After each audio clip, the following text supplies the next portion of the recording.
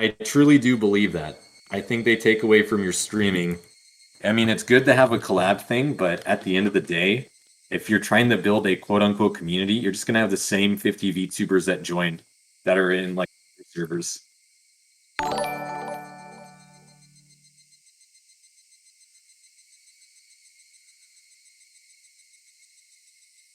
I would simplify things, but that's the way how IRC used to be made back in the day. But the problem is now everybody wants to have their own Discord community. But what they don't realize is that, well, you have your own VTuber Discords. They're going to make secret Discord servers with, their favorite VTubers, and then it'll exclude viewers, and then they have little chit chats. Oh yeah, I'm in like 5 of them.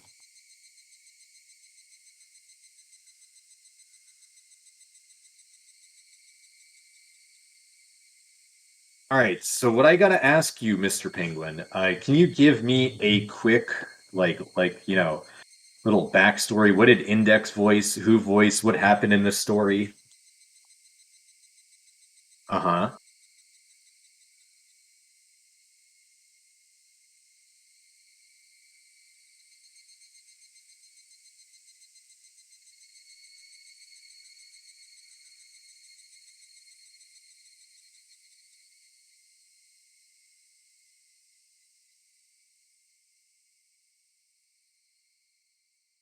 Yes. Is your mic not working? You're gonna have to get rid of it and then re-add it.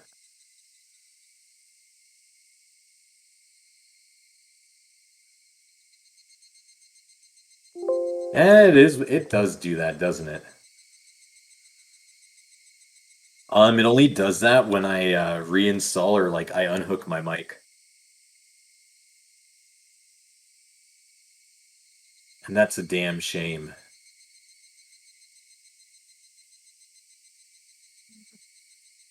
Uh-oh.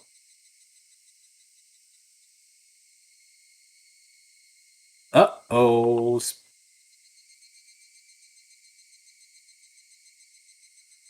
Everybody, I'll make Prince Reinhardt translate.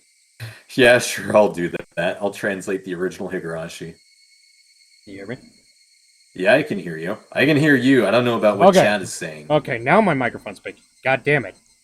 Sorry, fellas. Shit. All right. What happened in the last one? You're in chapter 1. Who did Index voice? How did that go down? Well, Give us. well, we're still in chapter 2. We were last session too. These chapters take fucking ever. So that's why I bring multiple people in. Is like one person's not gonna want to do all these fucking streams with me to do one chapter. But yeah. So we're doing chapter 2, and as you know, every chapter, story resets in this new timeline, right? Uh-huh. Okay, so in this timeline, basically it was just like, oh, they fucked around for a little bit, the class activities and shit. But then Keiichi's dad took him to the diner. Fuck, I forget what the name what it was. The whatever fucking diner it was that Shion works at.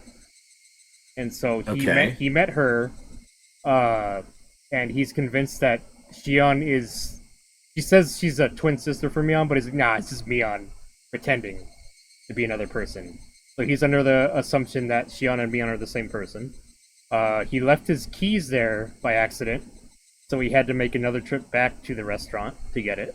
And when he went back there, I don't know, he was just like daydreaming or some shit, spaced out, and then he kicked over some biker gangs motorcycles or some shit. Whoa, what a rebel. Yeah, and then they got all the bikers like, what the fuck you doing? And they started jumping him, right? But then Yeah, so he's getting his ass beat. yeah, and then he was about to, but then Shion's like, hey, stop!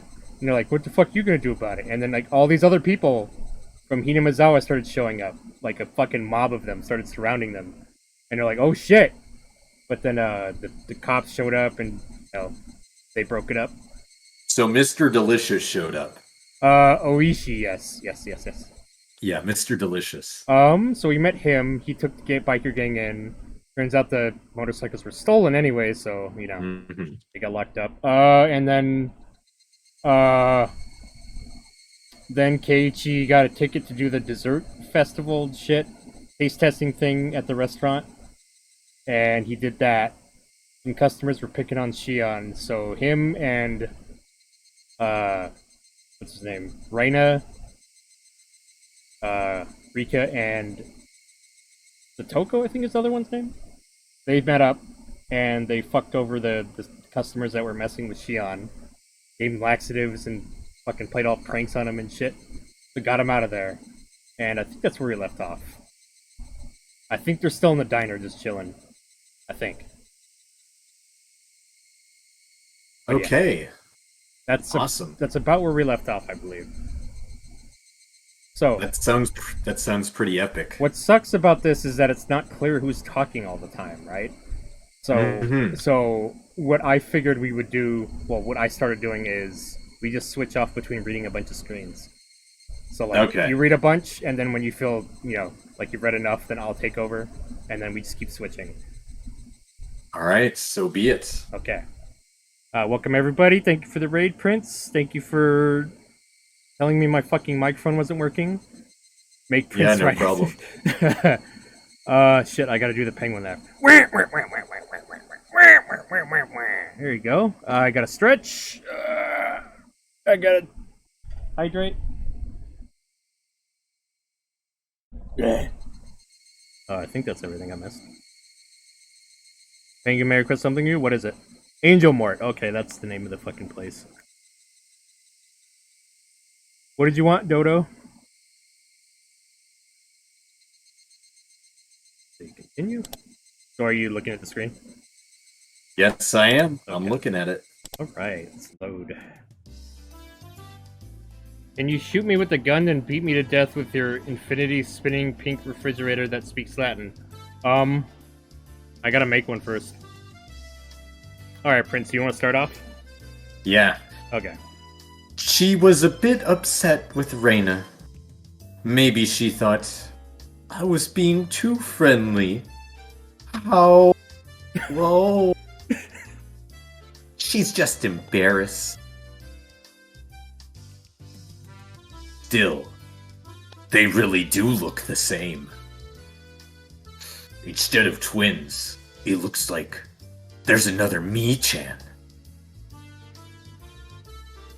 They look the same, but the atmosphere around them, or rather their insides, are completely different. What the fuck?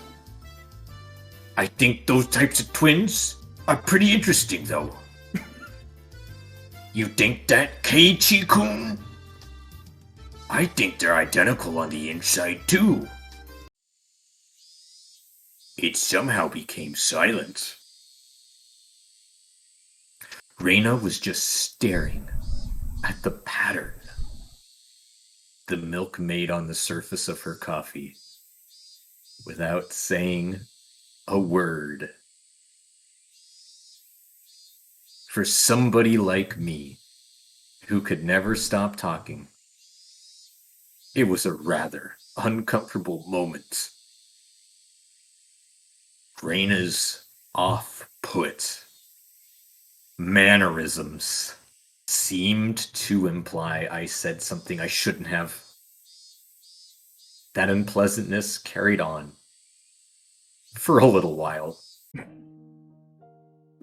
Reina, you said it today, right?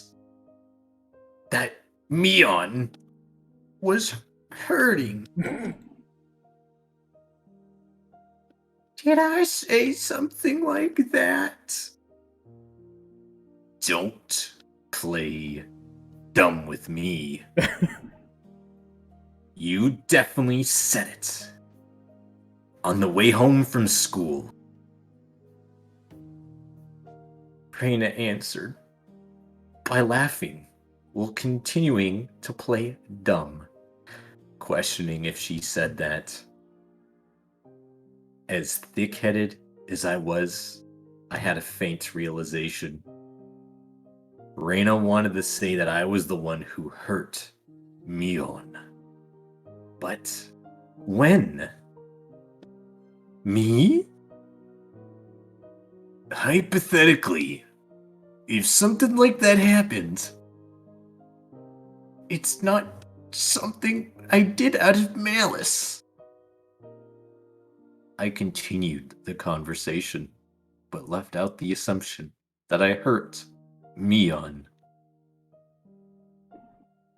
Yeah, I, I think that's true. I, I don't think K1-kun had any bad intentions.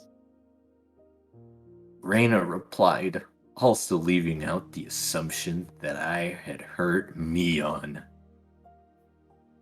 But that confirmed it. I don't know how it happened, but it seemed I had hurt Mion. Oh no. And Reina was upset with me due to the fact I hadn't realized it. Oh shit, she's gonna kill him. I don't want you to misunderstand. It's not like Reina is mad at you. Seeing right through what I was thinking, Reina said that as she smiled even more gently than usual. Gently. It just that. How do I say this? It's hard. If I made a mistake, please say so clearly. I'm so thick-headed. I disgust even myself.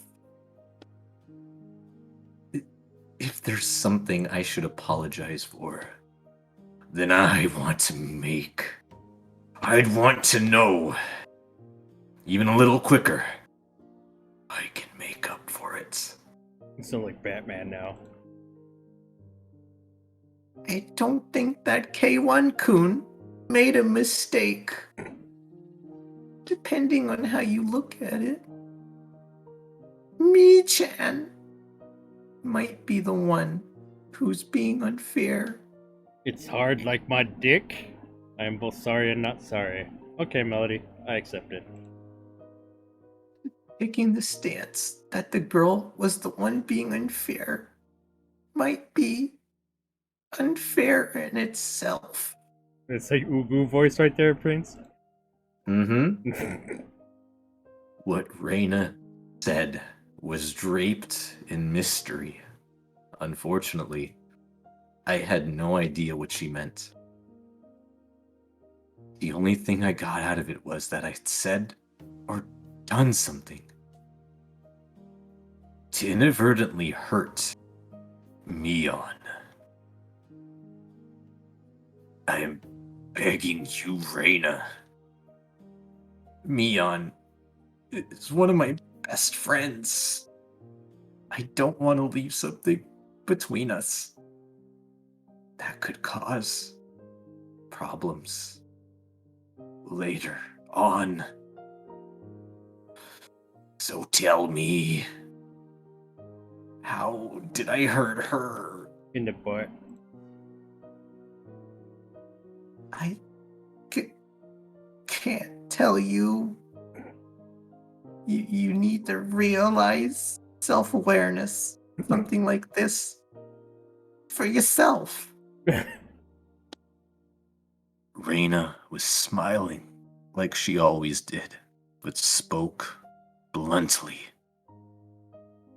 The fact that she had this strength of will surprised me for a moment. I'm asking you because I can't figure it out, you know.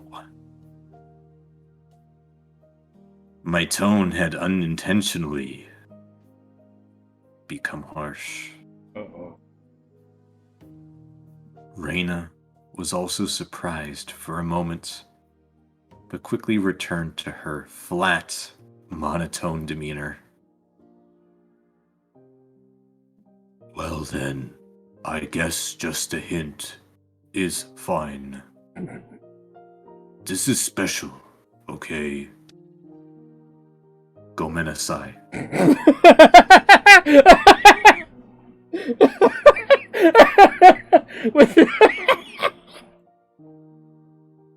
Onegai. I'll think about this haiku. Mondai nai. Reina looked around the restaurant, searching for Shion.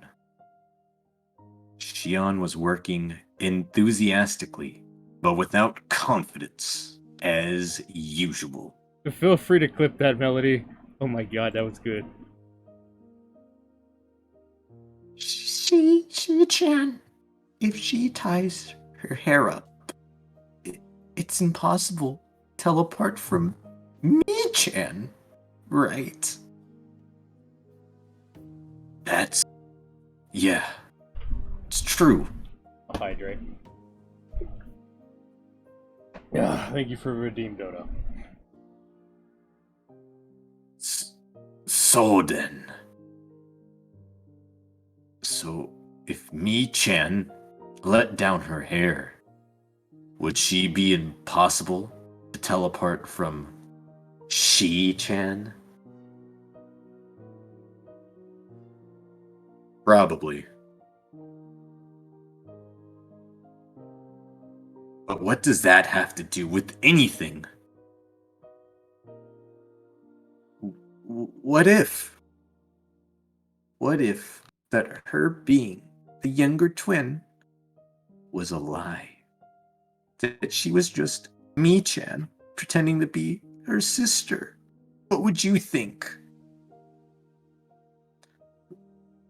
Reina was sharper than her daily behavior belied. I was hesitant in verbally affirming that, but it was the right answer.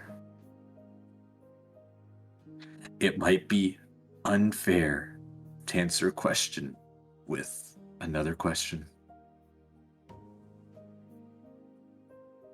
But if, like you say, Mion is just pretending to be Shion, what purpose would that serve? After maintaining the silence for a while, Reina glanced at the clock. The rock around clock. That's what I want you to think about. That was maybe too much of a hint. How? Sounds Hawaiian. After thanking me for the desert, Reina stood up from her seat. Sorry, I asked to buy a few things, so it's about time I left. Is it okay if you tell Shion I'm sorry I didn't say sayonara? Yeah, I'll tell her. Melody, can you post that in my Discord, pretty please? In the Twitch channel? The clip channel? Gomenne? K1-kun? Nani?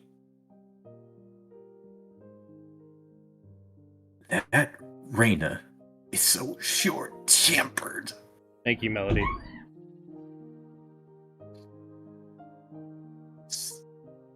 Sorry for getting angry. K1-kun isn't the only one at fault here.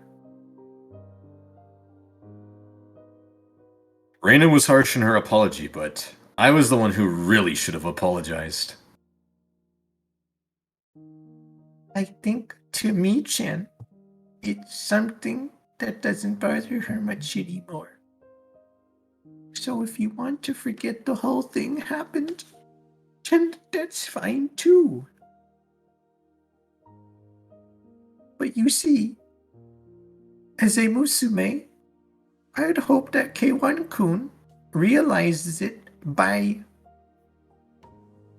Tomodachi self and comes to apologize, Gomenne, of his own volition. I like how she's explaining how women work. wasn't expecting men to apologize. Oh man.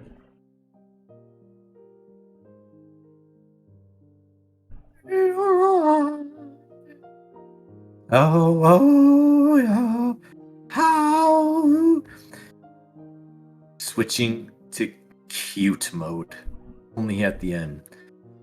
She disappeared in the direction of the register.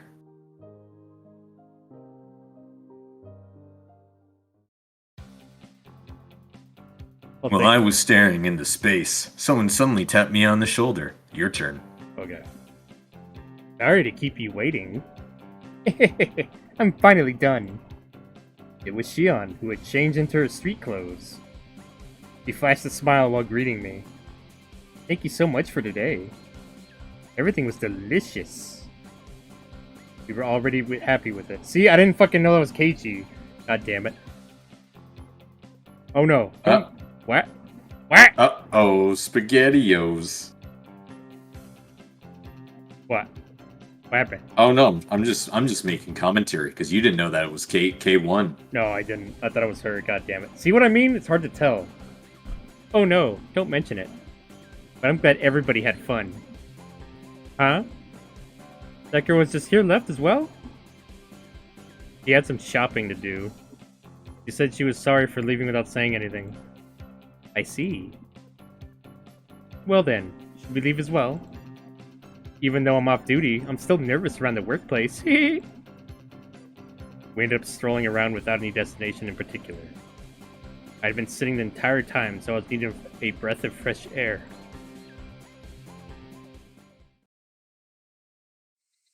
When we left, the sky had already become draped in a veil of darkness. It's gone dark already. Even though I promised I'd be finished early. Shion seemed upset that there wasn't much time left. Oh well. At least we've got a little time to chat like this.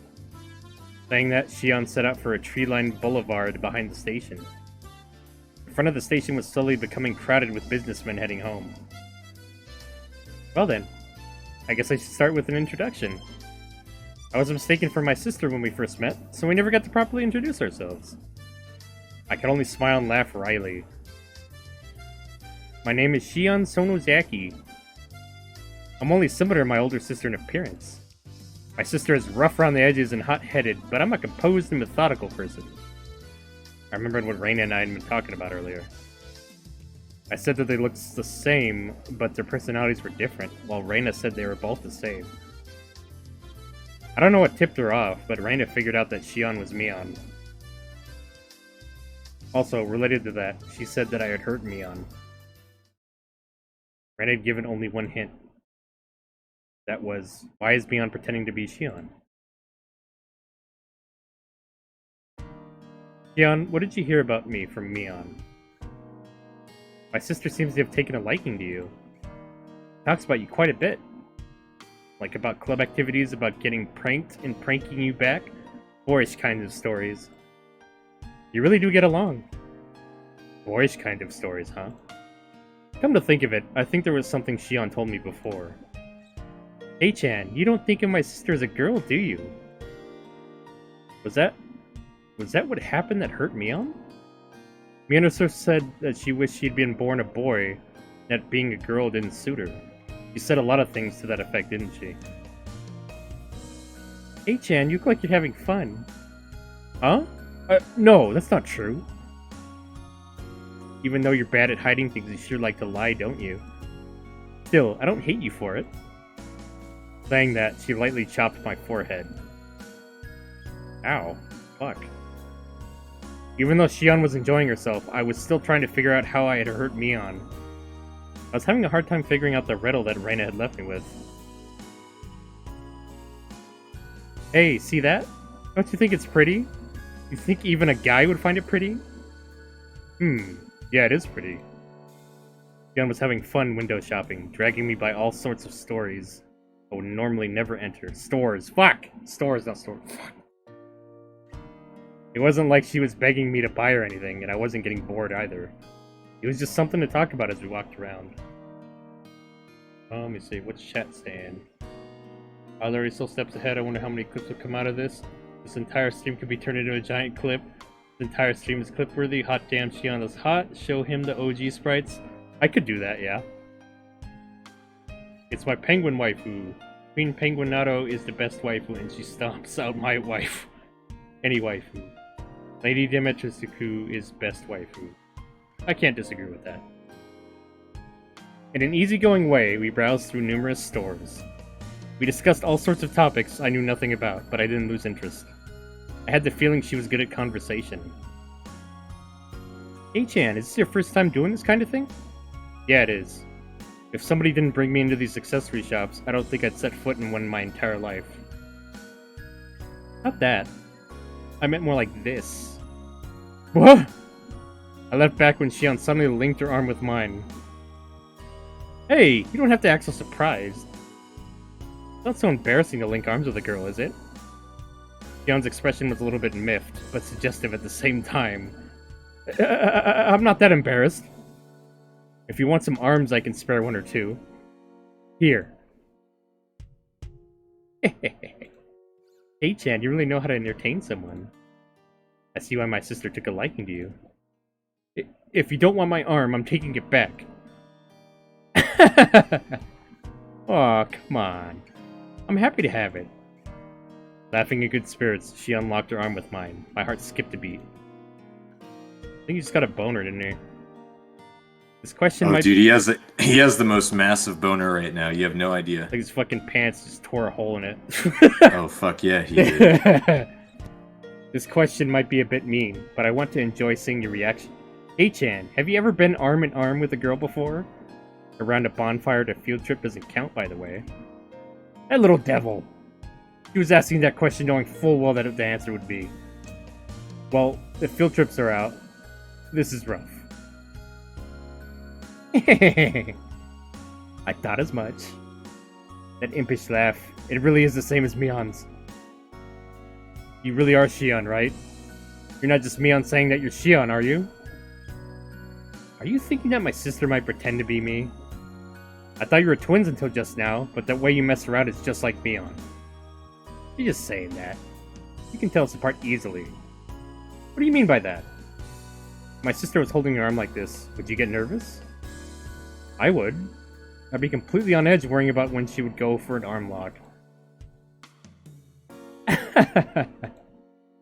Jen laughed so hard she had to hold her sides. What's chat saying? Let me see. Oh, hey, welcome, Cold Clip. He has the biggest boner, he has no pants anymore. He probably tore him off. Hey, Waffle, welcome. Hey, is it really that funny? You're tearing up. No, it's just... I was just thinking about how hopeless my sister is. Oh, shit, that's... She isn't even able to get a young man hot and bothered while she's arm in arm with him. She really is a failure as a woman. I remembered once again that I'd heard someone say that before. Sometimes I think that my sister would have been better off if she'd been more a boy. If she did, I might have fallen for her. Just kidding. Leon did say something about wanting to be born a boy. My sister is on the fence as to whether she wants to be a boy or a girl. Well, it's the price she pays for liking an awkward lifestyle. Living an awkward life, damn it. Just leave her be. You've been saying some pretty harsh things about your sister right now. Mion has some soft parts to her that I don't like. The way that Shion talked somehow sounded cold. Shion, do you not get along with Mion? Oh, we get along well enough. Still, there's a few things for which I can't forgive her as her sister. Hey, look at that. Don't you think it's cute? Nah, it's actually kind of pretty ugly there, Shion. I turned around to look at where Shion was pointing. What was there was a familiar display window of a toy shop. The same shop that was the stage for the incident that occurred during last Sunday's club activities. Oh yeah, they went to some fucking tabletop gaming store, ECG place or some shit. Sounds like a typical date. Like, there was like literally a picture of fucking Yu-Gi-Oh! In the background screens. That was kind of blurred out. I was like, fuck, dude. That actually sounds like a pretty good time. Yeah. What Shion was pointing at was a display with a plethora of adorable dolls that looked like the sort girls would like. I wonder why girls like these kind of things. It's because they're cute. Don't you think they're cute, K-chan? I'm a man, so I don't really get that vibe. Now. Which one do you think is the cutest out of all of these, K-chan? Shion, pulling on my arm, motioned to the row of dolls. They are lined up like they were close sisters taking a commemorative photo. A few of them seem strangely familiar. I've seen those four over there somewhere. Oh, I guess they really are famous. If even you know about them. Shion sounded impressed. These are new dolls that were just brought in from England. They still have some available here, but around the cities they have trouble keeping them out on the shelves. Even though they're supposed to be inexpensive, it seems they're starting to come at a premium. I guess girls still like these kind of things even as they grow up. It depends on the person, but I think that girls who don't like dolls and stuffed animals are pretty few and far in between. Even my time boy of a sister said they were adorable. Oh? Even Mion says they're adorable. That is pretty amazing. That's right, I just remembered. The store owner gave this one to us after Sunday's event. Except for Mion, who is a relative, everybody had gotten something. I really do think that one's the best. That frilly dress really gives it something. That's it. That's the one the shop owner gave to me. So it seems. Mion replied softly but clearly. Uncle Yoshiro gave those out as thanks for helping liven things out at Sunday's event. It seems he gave them to the four friends my sister brought along. So you got the doll to dress then. What did you think? It was really cute, right? As a man, there's no way I'd think it was cute. So what did you do with the doll? I wasn't really going to do anything with it, so I gave it to someone. Alright, Prince, go ahead. To who?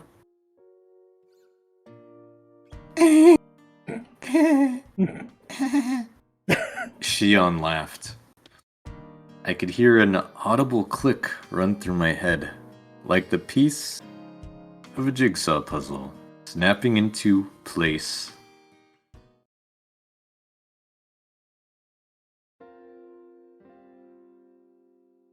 Thank you very much for today, everyone. Made the event turn out great. It's not much, but here's something extra for today. Ah, Uncle Yoshiro. Isn't there a little something for me, too? My. Quite an adorable one, is it not? When Satoko and Rika-chan opened up the bag, there were cute little stuffed animals inside. Wow! They're so cute. Can I take them home?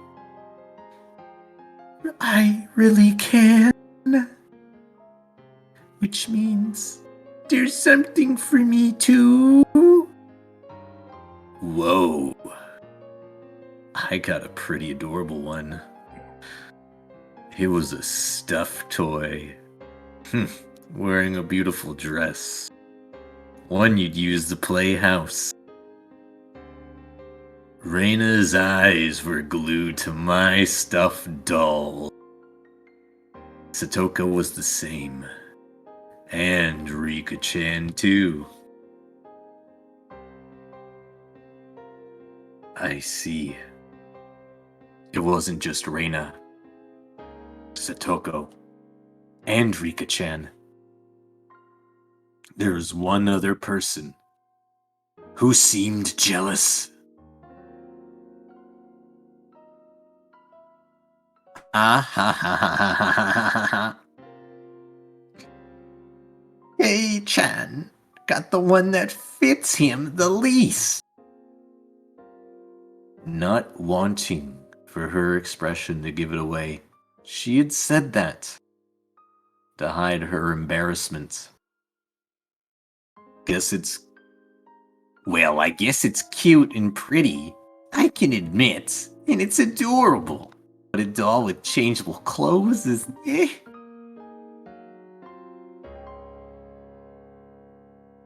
If you walked around with it, then you'd be treated like a weirdo starting tomorrow. Definitely.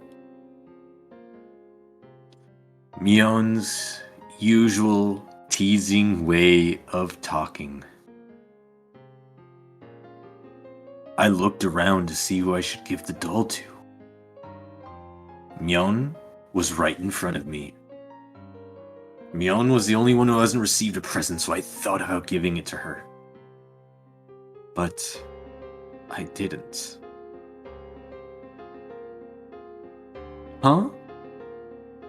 You're giving it to me? To Reina? Omaewa? Arigato. Turning away from Mion's covetous gaze, I gave the doll to Reina, my Tomodachi. Mion's smile bore into my back. There was no way I couldn't have noticed. Why did I not give it to Mion? Oh, that's how he hurt her. I get it. Since Mion was the only one who didn't get anything, wouldn't have just been standard practice to give it to her? At that time, I noticed that something was wrong. That's why I said it. Just protecting myself. If I didn't give it to Reina, then walking the streets at night would be scary.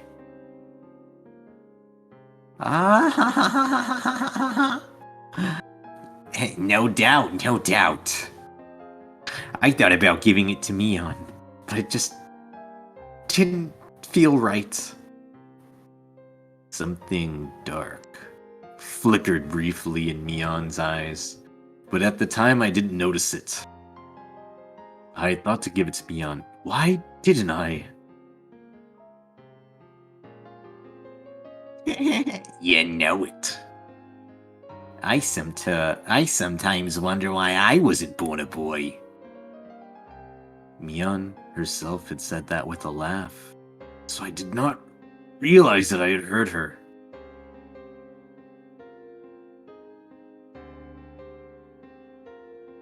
That's right.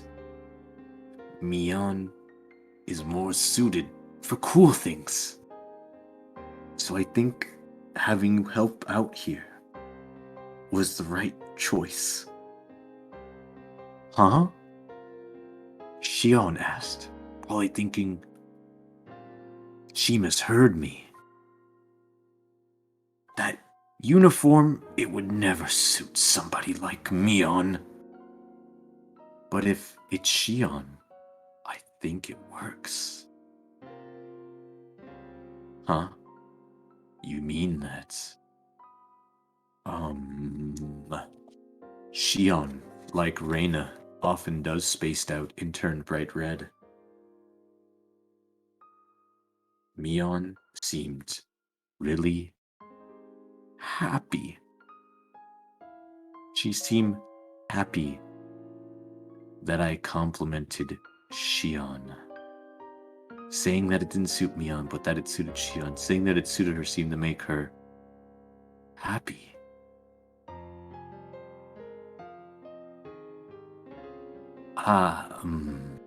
Mion's younger twin sister.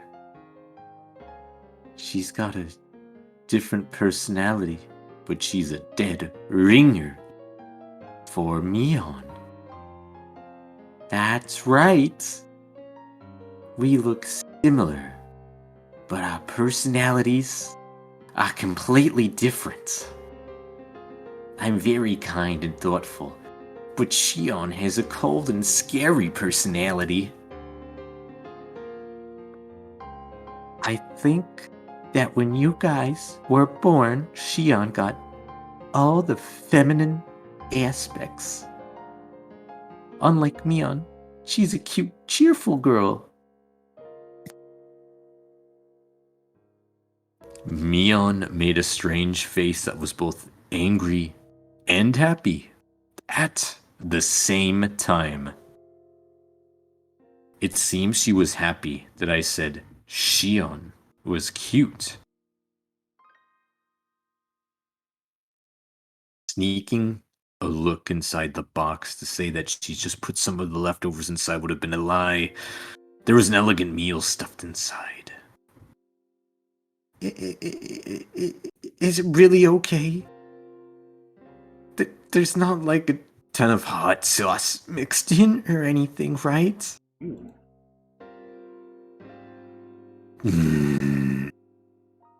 Jeez. I'm not my sister. I wouldn't do that kind of thing. If you don't like it, you don't have to divorce yourself. I'll just go home and eat it myself. I'm not my sister. That's how she said it. Shion was insistent that she wasn't Mion. She was saying that she was Shion, and that I should think of her as Mion. When Mion was Shion, it carried a special meaning.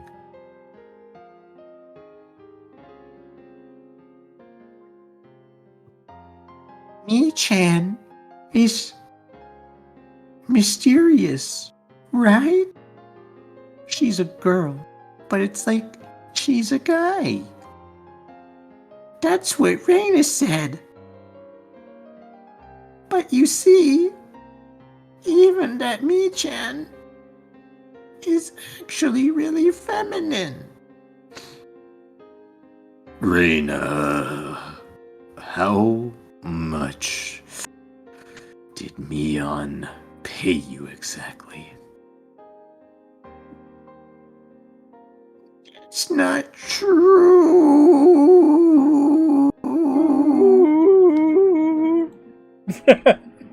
Please, I'm trying to have a serious conversation, you know? Raina began to pout. Now probably wasn't the right time to joke around. Nope. Mi-chan is the club president, so she's trying hard to lead everybody. But she's a really cute girl. I really don't want you to forget that, K1-kun. There was never a riddle to begin with. Reina was saying the answer right from the beginning.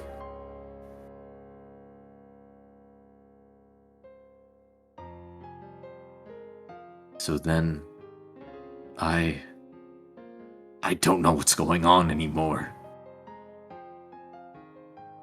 Yeah, I know K1-chan didn't mean anything wrong.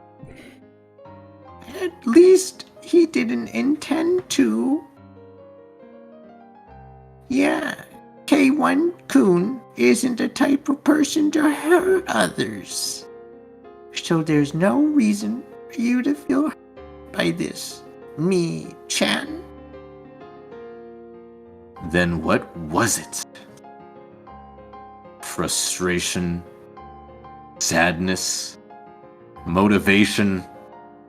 I don't know at all. Did you want it? The doll, I mean.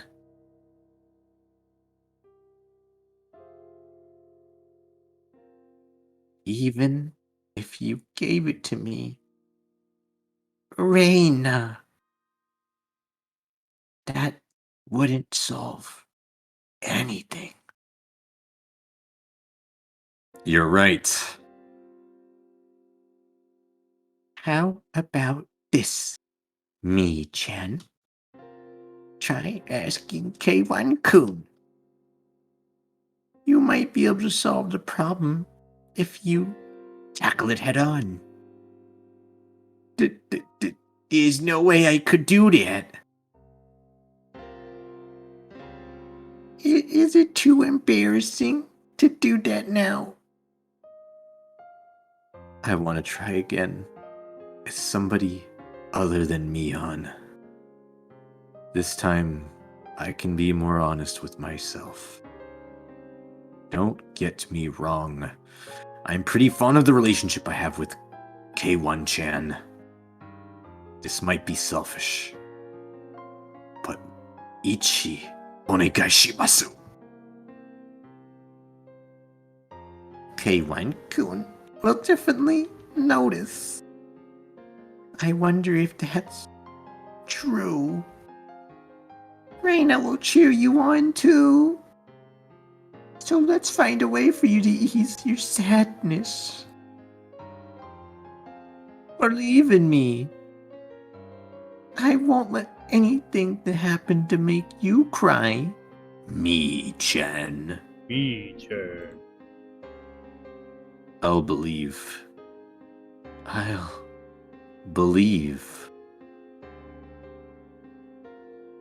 K1-kun will definitely come to understand.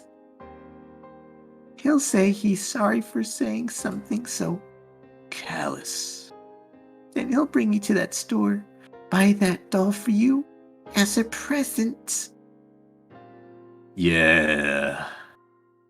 Yeah. Then Mi-chan, he'll say, Arigato. You can't fool around. Say it honestly. Yeah. Ugh. Yeah.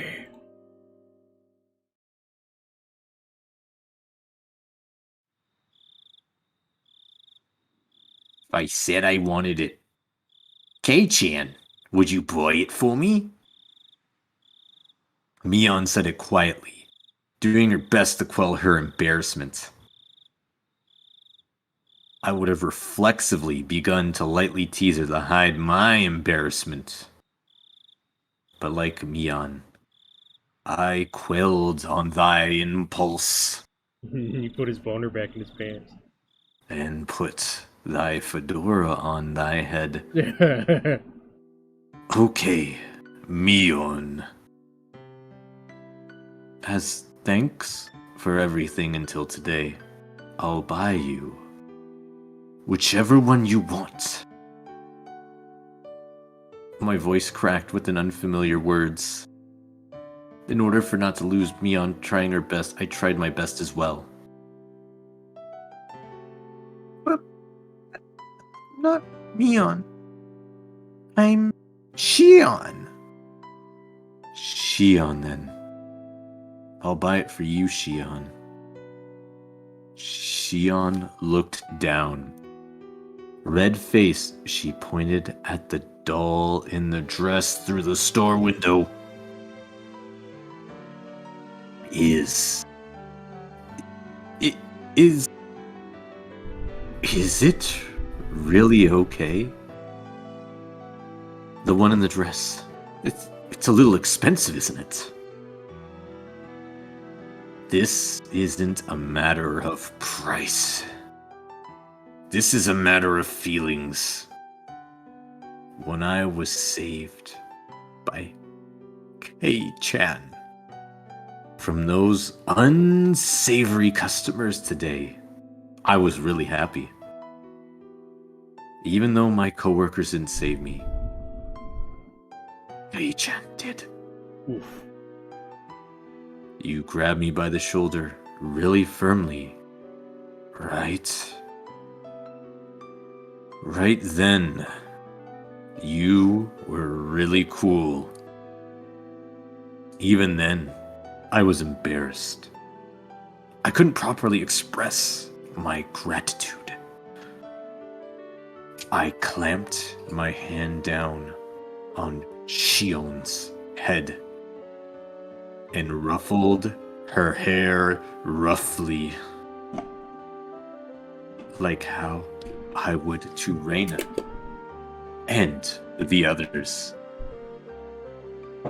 When I did that, Shion, like Reina, would have spaced out and blushed ever so slightly.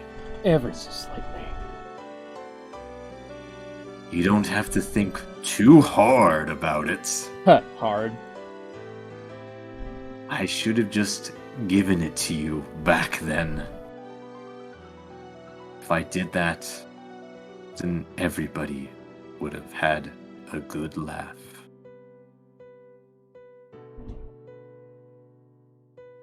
Shion didn't respond.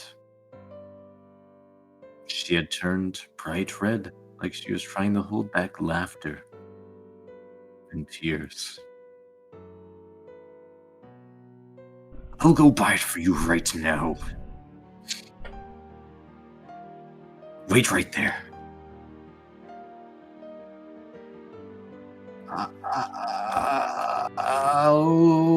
I'll go with you. I'll go with you. Saying that, she grabbed onto my arm once again. His arm. She wasn't trying to be stoic anymore.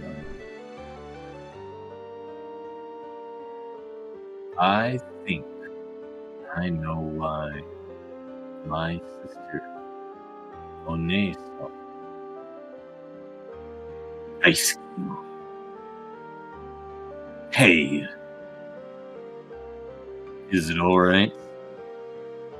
I start to like you a bit too. Wait, Uh-oh, three-way. an unfamiliar situation made my head start to spin. Whoa. Wow. What? What am I doing? I had reached my limit. Smiling wryly to hide my embarrassment, I dragged Shion into the store with me.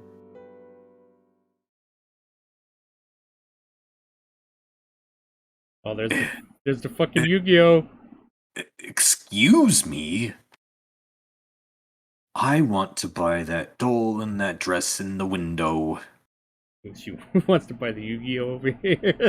I want to buy the Yu-Gi-Mon on the left.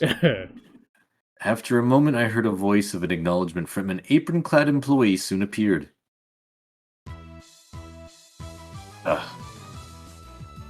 Hey, John. Uh-oh. And why are you here? This has nothing to do with you. I'm on a date with Hey-chan right now. Oh, this is awkward. First time we've seen them both in the same fucking place. Huh?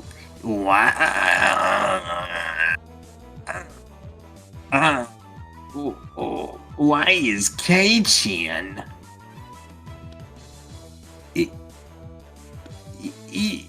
Even if you ask why, I'd like to know the answer myself. Mion looked at me with an expression of confusion and surprise. That was the same with me. If she was there, then who is next to me? Uh-oh. I said it right at the beginning. I'm Shion Sonozaki. My sister's younger twin. Hey, Chen. You even called me Shion, didn't you?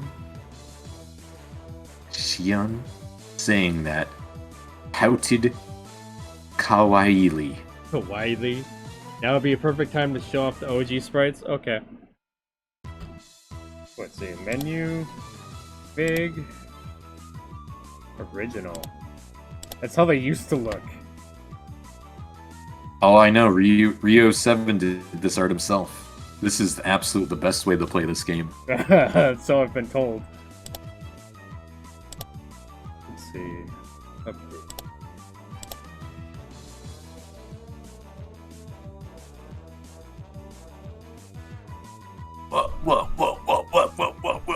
What is going on? Tell me, Shion. Not much.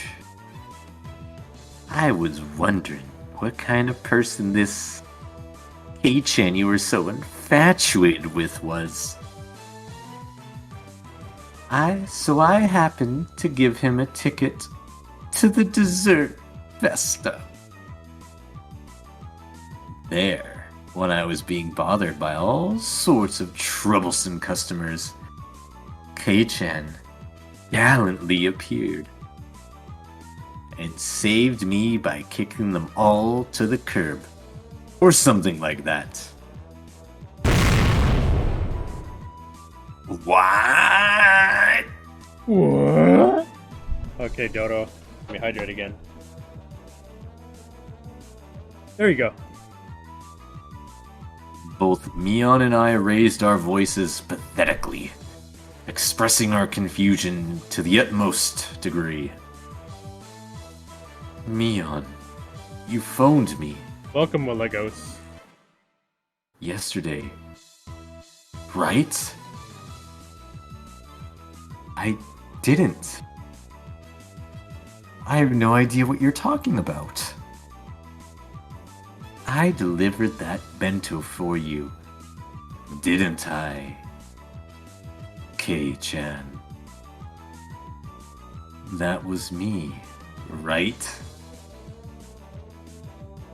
Or was it my sister? The person known as Mion Sonozaki put together a bento and bravely went to a boy's home to deliver it? Maybe. Oh, you're a lot bolder than you look, sis. With a loud pop, a trail of smoke began to rise from Mion's head. Uh-oh. No, I don't know. I don't know. K-chan? My sister says she doesn't know. So everything up until yesterday was me, Shion Sonozaki. You might have thought that was my sister pretending to be me, but with this, there's no doubt, right? I couldn't tell them up from down at the moment. If there was a mirror around, I could have seen my eyes go wide from the shock. Now, little Miss Shopkeeper, could you wrap up that doll in the window? It's the first present from the person I've come to love. So make sure you tie it up nicely with a ribbon. Oof. Mion, completely flustered, was being cornered by a sly-faced Shion. My brain had stopped working.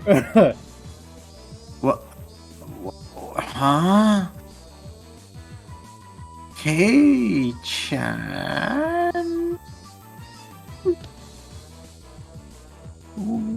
What is going on? Well, let's go. K-chan. It's already dark out, so I'll see you home. Sis, Sorry. Could you phone the house in Okinomiya and have them send out a car? Maybe a van that can fit a bike into. Onegaishimasu. In contrast to Shion, who had a glee written all over her face, Mion was an empty shell and looked like she could burst into tears at any moment. Oh, hey, on. After that, Mion's grumblings were unrelenting.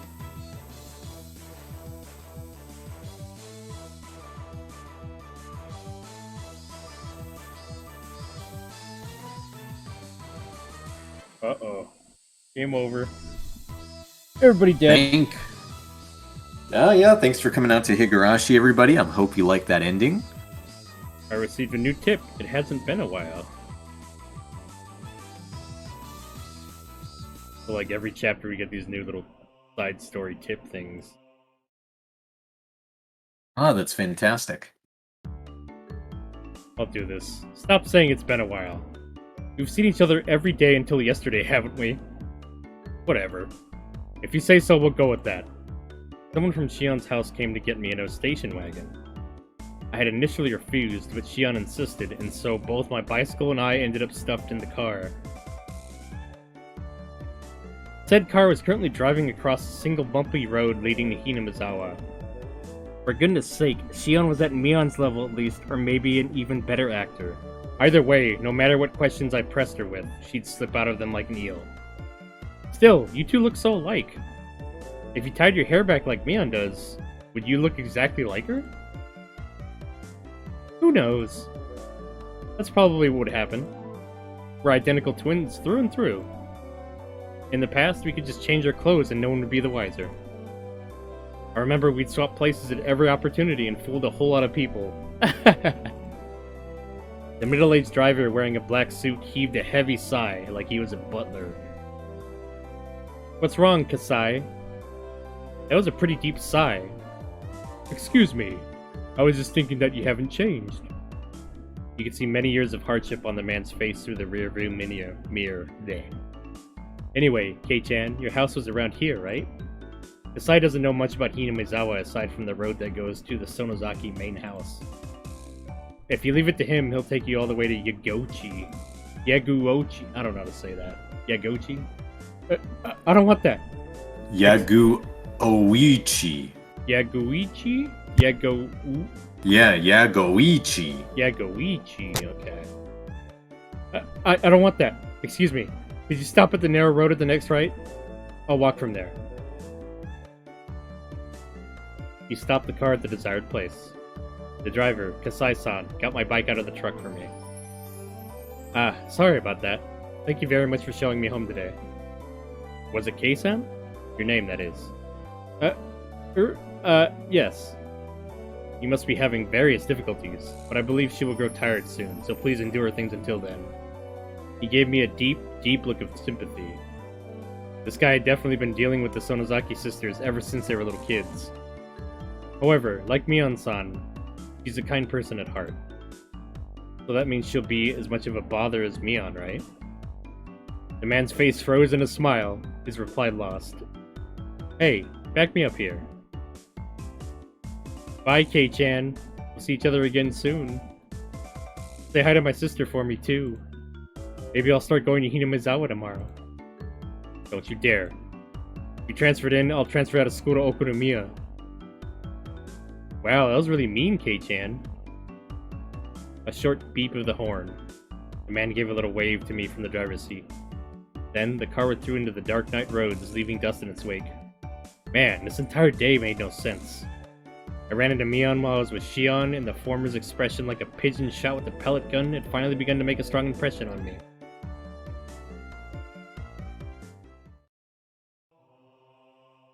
Oh, that was it. Save?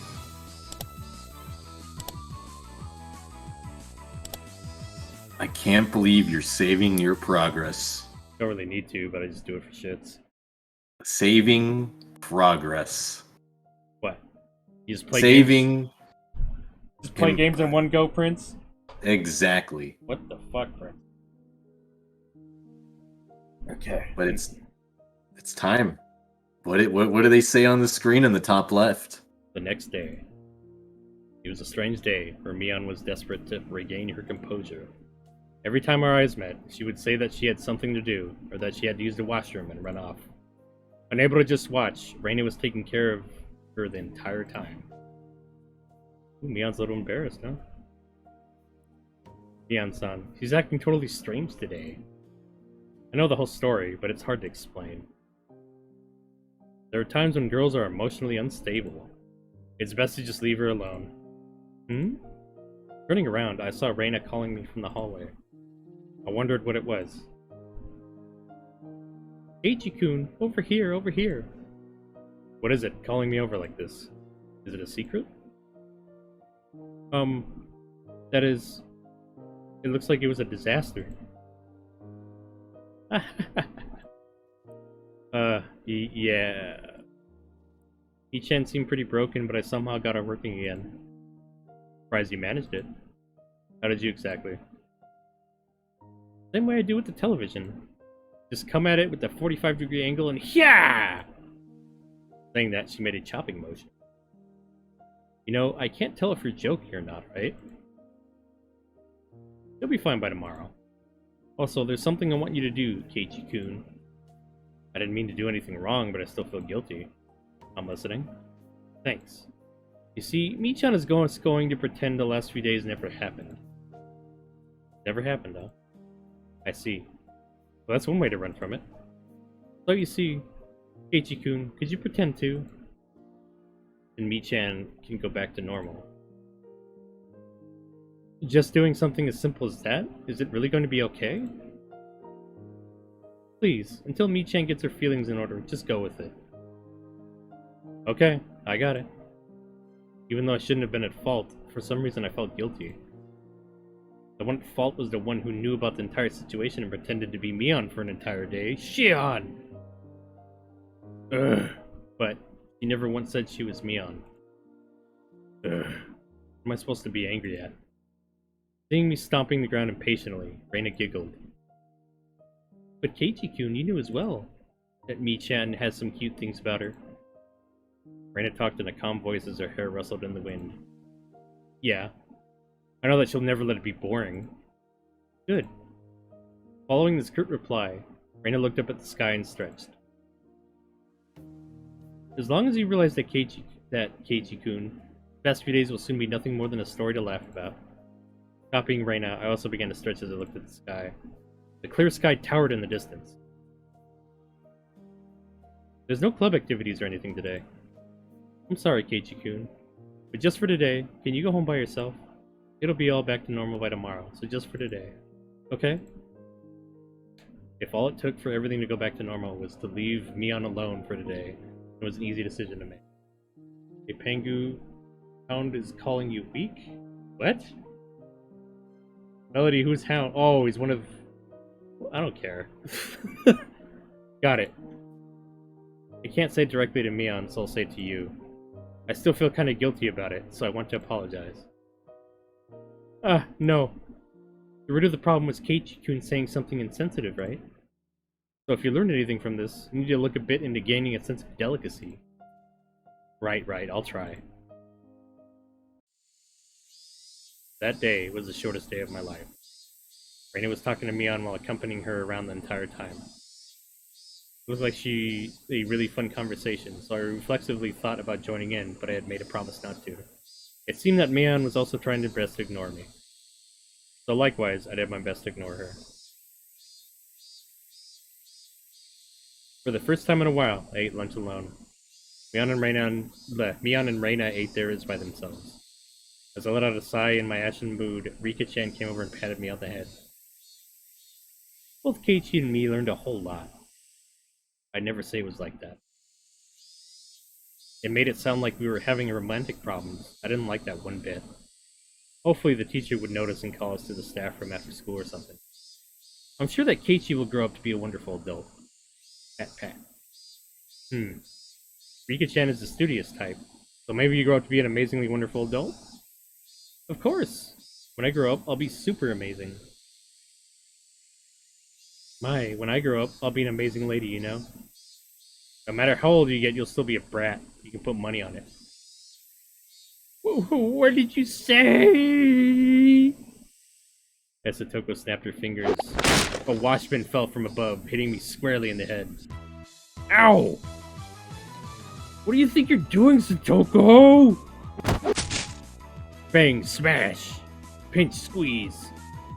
It was a day I could thoroughly appreciate the value of having friends. Howie.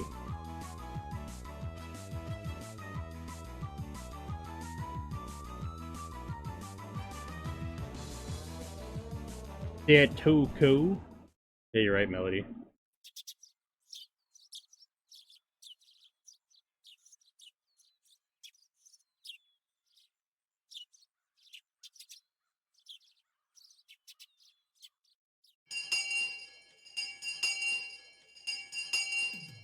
Today was Saturday, so school ended in a blink of an eye. It felt really good to go home with the sun so high in the sky.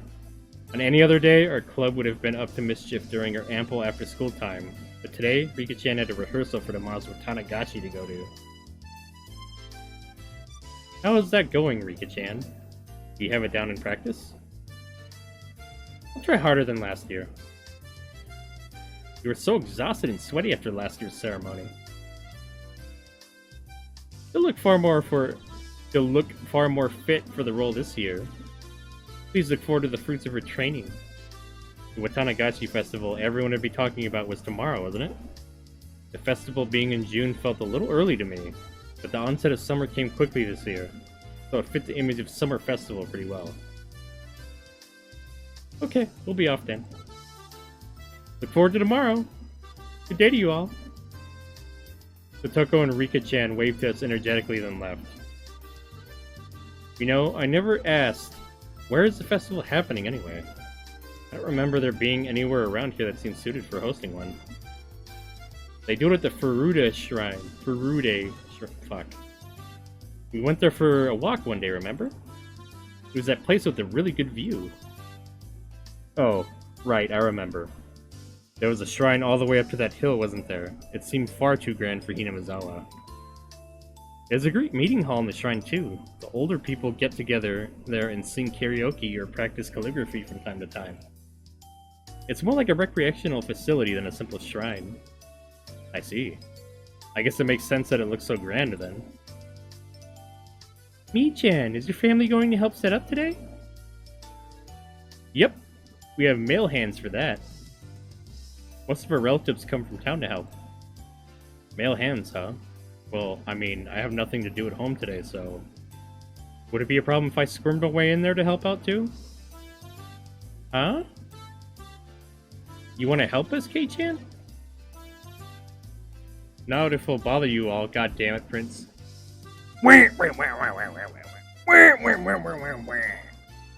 There you go, you happy? Are you happy? Yeah, pretty happy actually. Okay, fuck. Not if it'll bother you all. I was just kind of interested. We had bond dances and other festivals in town I used to live in, but I didn't even know where they took place, much less went on to help. You could say that I had absolutely no connection to that region. Having come to Hinamizawa, though, it really made me feel like this place was home that I had returned to. Before I knew it, I harbored a little interest in the small community activity of preparing for a festival the day before. I wonder if you'll be able to, Keiichi-kun. There's a lot of building tents and setting up chairs. I hear it's pretty hard physical labor. I mean, I wouldn't be doing it alone, right? The more hands we have, the faster it'll go. Mion looked happy to hear that, but at the same time, her expression was complex, tinged with his hesitation. Rana gave her the last push for me. It's decided then. You should go for it, Keiichi-kun. He's all yours, Mi-chan. Put him through the ringer. Well, I can't argue with the recommendation from Reina. Okay then, go home first, put on some work clothes, and come to the shrine. Oh, and you might want to bring a towel to wipe your sweat too. Got it. I may look scrawny, but I actually quite like breaking a sweat under the hot sun. Ew. Careful you don't hurt your back, okay? Right, enough of my old man spiel. I'll go to the shrine too, as soon as I've changed. Mii-chan, you do your best too. Bye-bye. Mion waved vigorously to us and left. As far as I could tell from her gallant, retreating figure, she seemed to have recovered from the weak state she had yesterday.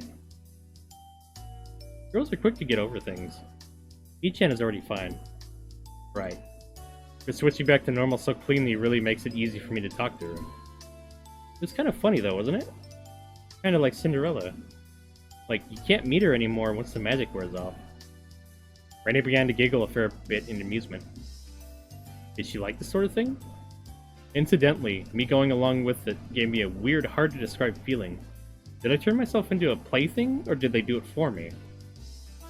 If you think it's so funny, then you should try pretending to be different Raina too. Yeah, that sounds like fun.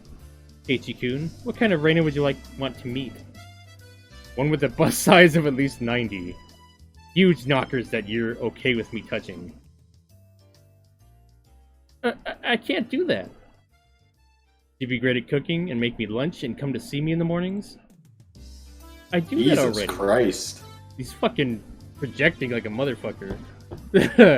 Boys are gross. Yeah, Melody. I pull Raina's head into a tight grip and start to pet it.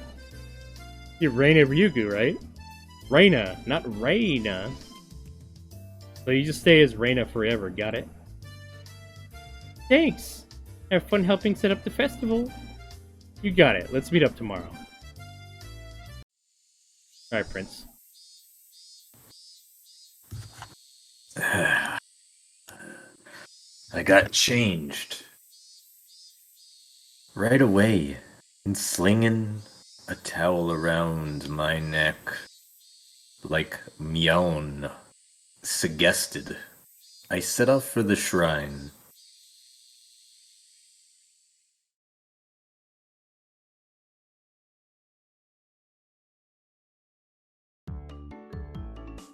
At the shrine, there were more people than you'd imagine, even live.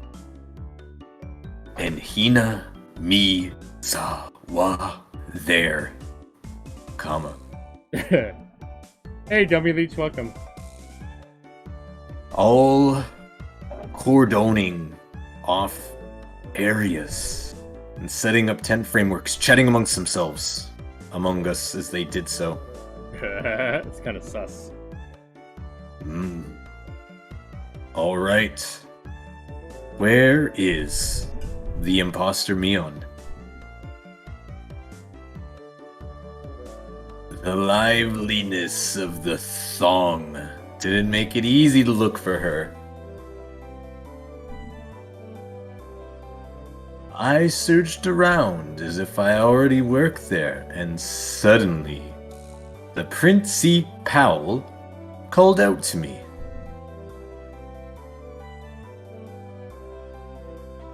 If it isn't my Barracoon interested, have you come to help with the Watanagashi setup? Oh, hello. Yes. I was just wondering if there was anything I could help with. How commendable your attitude is. And feel free to sweat to your heart's content.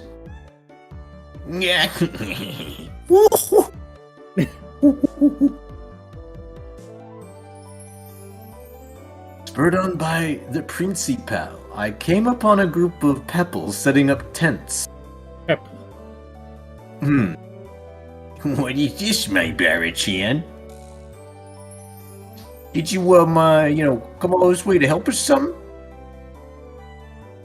I hadn't found Mion yet, but I supposed I'd just get in her way if I ran into her. Yeah. I'm here to help. Just tell me where you need me. You young ones all have the vitality. Here, grab some them work gloves.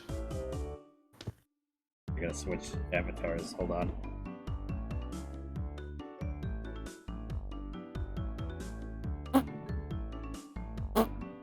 There you go. Happy? You ever built one of them, one of them tents? No, never. Delighting in teaching a new skill to someone younger. Plenty of people happily taught me all sorts of things. Old people swarming around him and shit.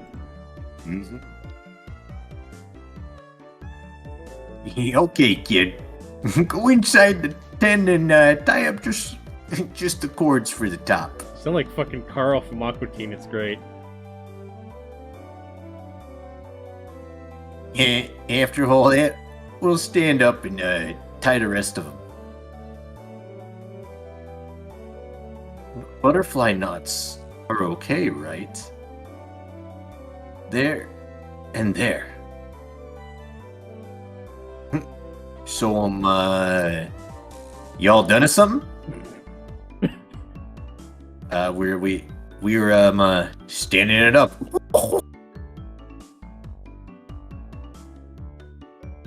One, two, three. What was once nothing more than a collapsed tent, we was raised on 4 splendid lakes before my ears in mere moments. Whoa. Seeing it put together like this is actually pretty moving. Well, what the hell are you doing or something? There's no time to stare in this or some shit. The hell? What the hell are you doing? You've got a whole shitload to do. The hell are you looking at or something? We packed the tents into the truck. So, yeah, go get him some. They're one of them heavy ones. So why don't you go take them with you some? No, I'm good. I may look scrawny, but I'm actually pretty strong. Ugh. They look light enough, so I thought they were. But they're heavy. Yeah, you fucking idiot. That's why I told you to have someone to go help or something. So, you gonna do that? Said the man, lifting it up with a grunt and taking it under his arm. Either I'm weak, or these old guys all have superhuman strength. Heh, alright, kid. So, you need to stop freaking out or something. And, we're gonna make you, we're gonna make you sweat for it. Whoa! Do your best. After work is the best. I'm a miner.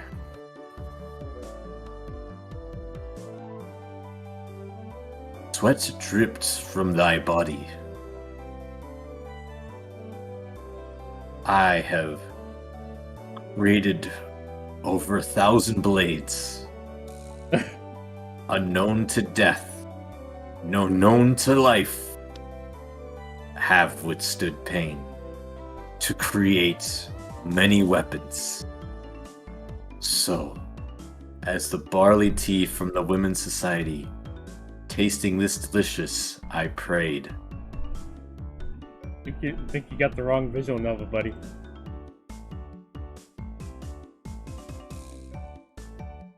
Yeah, you little shithead. Make sure you, do one of them drinks or something. I don't fucking know. Arigato. It was then I realized a crowd had formed near the shrine a ways off.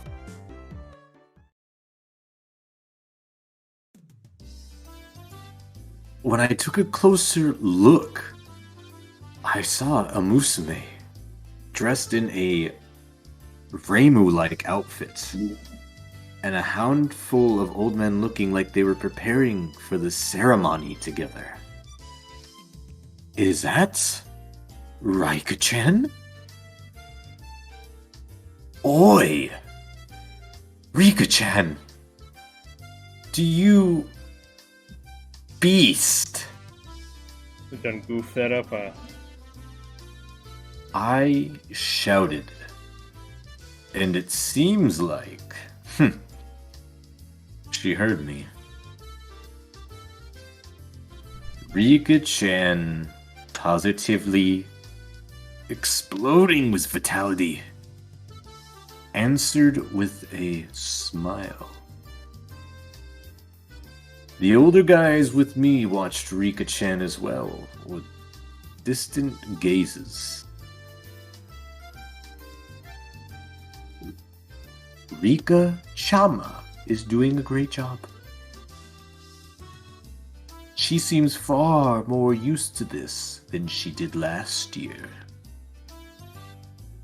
The old lady who gave me the tea class what looked like unlimited blade work player beads in her hands and said, "So, yeah, hey, Rika, what is that your name or some shit? I don't fucking know. Yeah, just thanks or something? I have no clue. Yeah, respectfully, pray and stuff." Huh? I just remembered that they call it the FU Rude Shrine. Wasn't Rika-chan's name fully Rika? Fuck, are you rude? The man standing next to me questioned my answer. That's right. Rika-chama's Furude clan is ancient and honorable and is worshipped at Oyashiro-sama for generations or something like that. Huh? I'd always gotten the feeling she wasn't quite your average person, but it turned out she was from an esteemed family.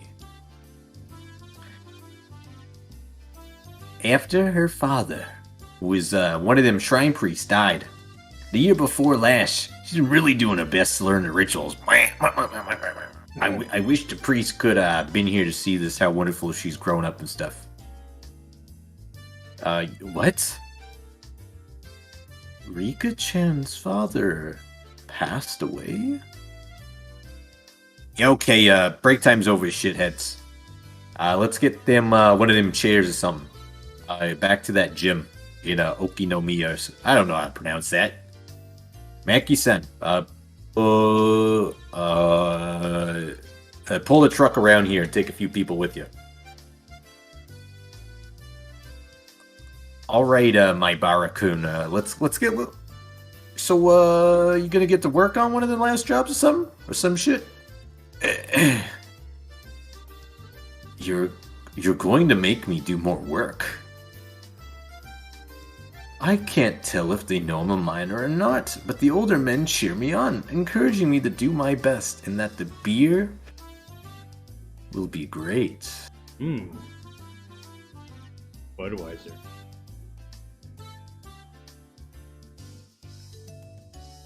Hey, Chan, working hard, I see. I passed by Mion. She was carrying a big cardboard box. It looked like she was right in the middle of working as well. Judging by the sweat seeping into her shirt, seemed I wasn't the only one with my hands full. With his dick. Yeah, I'm working my ass office. Oy vey, you work hard too. The beer's gonna be great.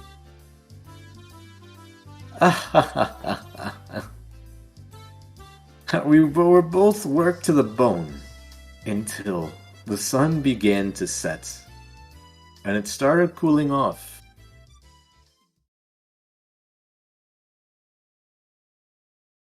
Exposition cutaway to the shrine. It was soon full-fledged night, and the clear sound of the Higurashi eased the moderate pain I felt. The older guys began their night before drinking party in a tent a fair bit off, causing quite a ruckus. The shrine grounds, on the other hand, had turned into a lonely road, tickled by the cool evening breeze, despite being so festive just a little while ago. The wind felt good. I leaned on one of the stone guardian dogs at the front of the shrine, gave my legs a good stretch as I let my mind wander. Suddenly a paper cup filled with barley tea was thrust at me. Hey there, Kay, or whatever your name is. Hey, nice job. Here's some, one of them teas. You're so considerate. Thanks, me. Her voice sounded exactly the same, but I felt different. Shh. Wait. Nani? Oh my wa. Shion-chan. Don't go giving Myeon all the credits. Thought it was Mion, but it was me, Shion. She isn't considerate at all. Don't get us confused. Okay? Shion. Kisema.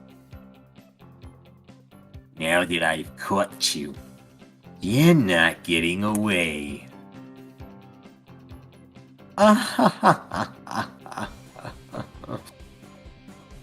It was your first mistake, K1-chan.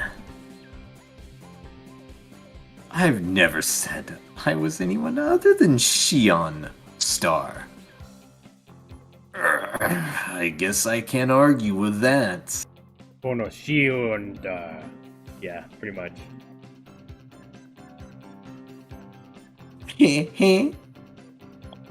That's right.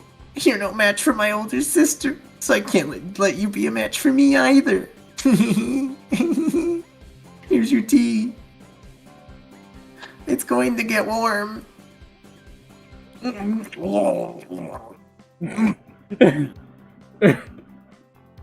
on. I'm pleased you're up. I'm trying to make it up to you with this tea, bro. Oh. Well, she did come all the way here to give it to me. I guess I'll accept it. I took the cup and downed it in one gulp. And then suddenly... Oh, I heard a loud shout when it got stuck in my throat.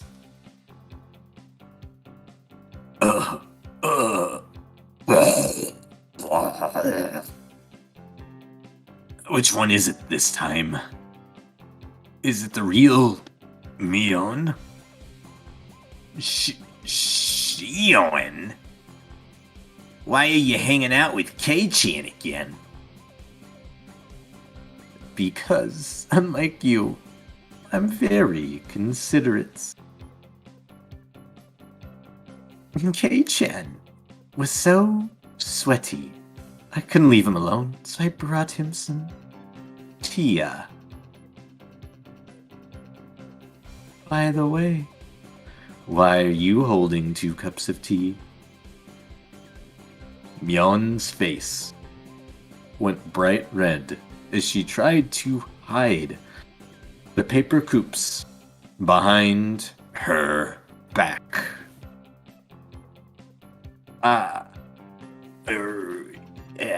Well, oy vey. This is, Oy vey. there's no way you should have a rough, timid, good sister of mine would ever briskly bring a male classmate tea, is there? Shion's accent came out very strongly. So what are they? What are those 2 cups of tea? These are,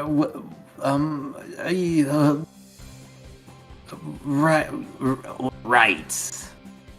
I was just so thirsty. I figured I'd drink two. That's so like you. Oriwa ningen yamaru zo. Jojo. Why are there 2 Mions? What's going on here? God damn it! I'm trying to figure that out myself right now. God I think I've solved the mystery, to be honest. I think And the mystery lies within that they're both the same. One's just hiding their very, very thick Brooklyn Jewish accent. Oy vey. So they're the same person. Yeah, okay, Y- the same yes. person. Yeah, they're the same person. The fact that there's 2 of them standing in front of us doesn't negate that. It's actually a hallucination from Keiichi's perspective. Yeah, he's on drugs. Oh yeah, okay, that's understandable. So you have to think about this, right? He just worked and he had some beer, and so he's hella drunk right now. So like now what they're doing too is, in order to increase his drunkenness, Mion/Shion probably put the spiked the barley tea, and he drank it, and so now this is making him hallucinate. Yeah, it is. He had like he had absinthe, right? He had absinthe. So he's drinking that hardcore liquor that's supposed to make you hallucinate. And because this is an anime, you can have those effects happen even though they don't happen in real life. So he's hallucinating like fucking hell. Yeah, so yeah, as you can see here, Mion down the broth of the teacups one after the other.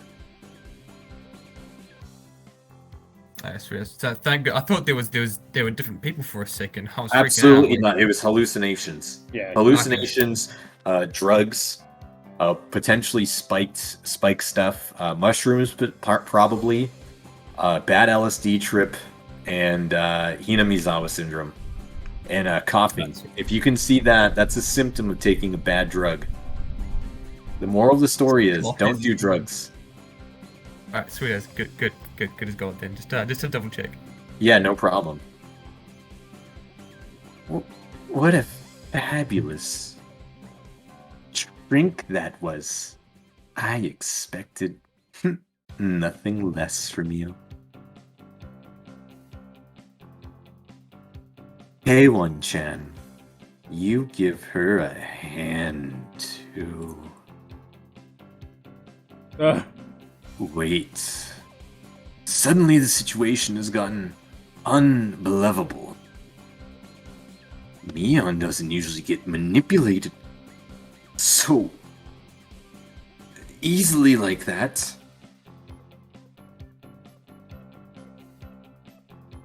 I've known for a while now, but Shion is terrifying. Mion, you can't hold your own against Shion?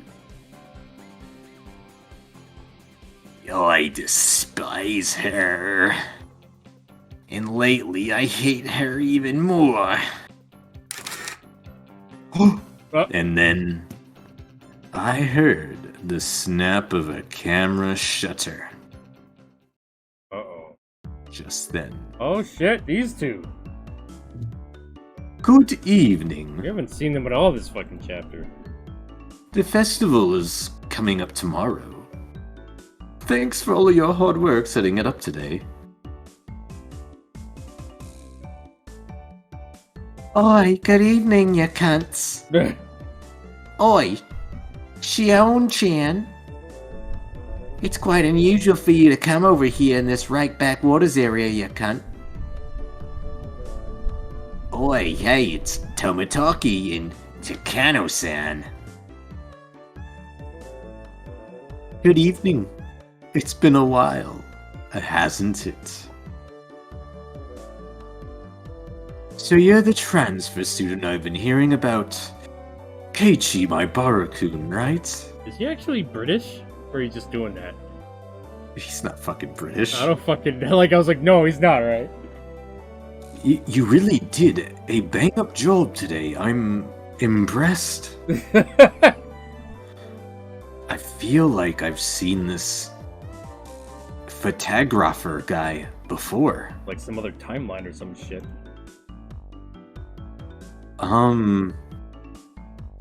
Have we met before? I'm glad you remembered. We've passed many times on the road, K1-kun.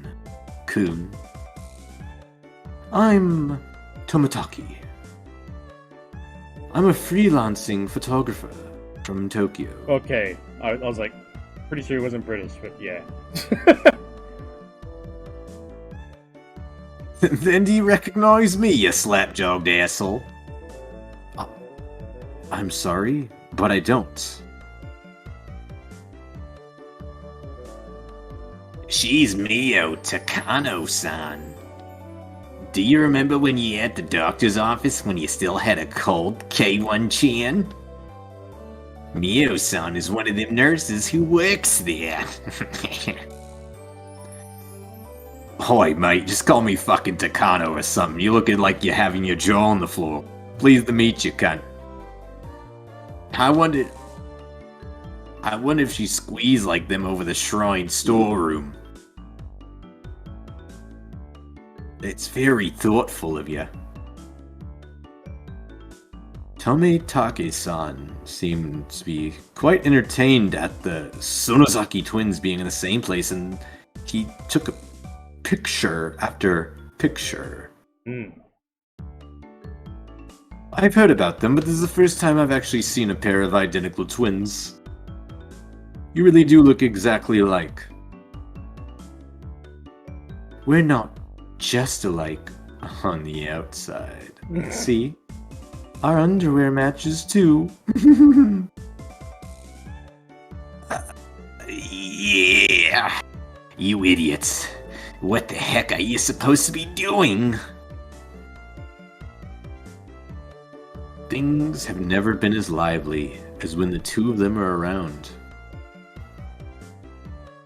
I thought they were exactly the same at first, but I started to get a handle on which one is which. Mion is Mion, and Shion, well, she seems a far better actor than Mion was.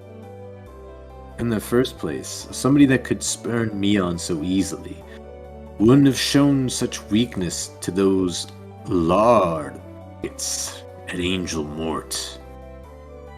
If that was the case, then that cowardly behavior from the other day, it was all a complete act.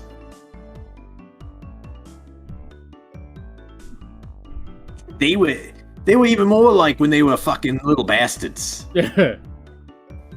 I heard that even their parents had a hard time telling apart which of them Sheilas was the witch. That's really easy to imagine. I totally understand what they must have gone through. Hano gave me a kind of an odd look, but explaining would have been a pain, so I didn't bother. Tomotoki, are you gonna go back to Tokyo after you get your pictures of the festival? Yep, I thought I would rather just stay here forever. Silly adult things, that's all. I hope your photos win a fabulous prize soon. I've been praying for it. Oh, thank you. Next time I come, I'll bring pictures I took of all of you today. Oi, my Barakun, you did lots of work today out on the fucking fields. You fucking shithead must be tired as all hell from doing all that loosing. Uh, well, I'm tired, but it was still pretty fun. To be a little bitch again. I'm so jealous. Takano-san smiled with an adult elegance that no one in my circle of friends possessed. The wind caught her hair. She gives off an intelligent beauty. Oh, why, hello, everyone. Mr. Delicious. It seemed like our merry crowd was standing, but this time, an overweight older man, otherwise known as Mr. Delicious, addressed us. And again, it was someone I thought I knew. If I recall correctly, he's a policeman, isn't he? Oh, Mr. Delicious, what brings you over here, you cunt?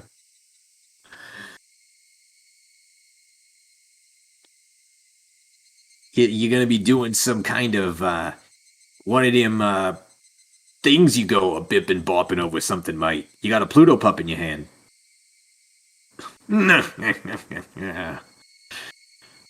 Something like that.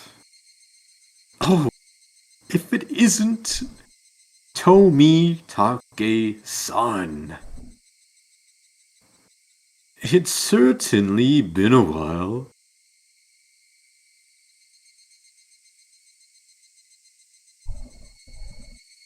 I'm honored you remembered my name. You really do love Hinamizawa, don't you?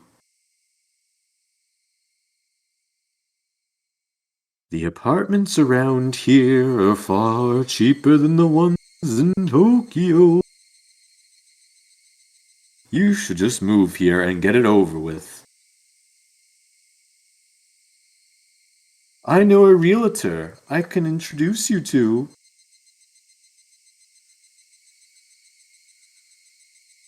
I appreciate the thought. I'd very much like to follow up on that. Nah, heh, heh, heh, heh. Alright, everyone. Have a good year. And I guess a Happy New Year to the Sonozaki twins, too. Happy New Year, Detective Delicious. We appreciate your work. We'd like to end this year's festival with the least amount of inconvenience possible.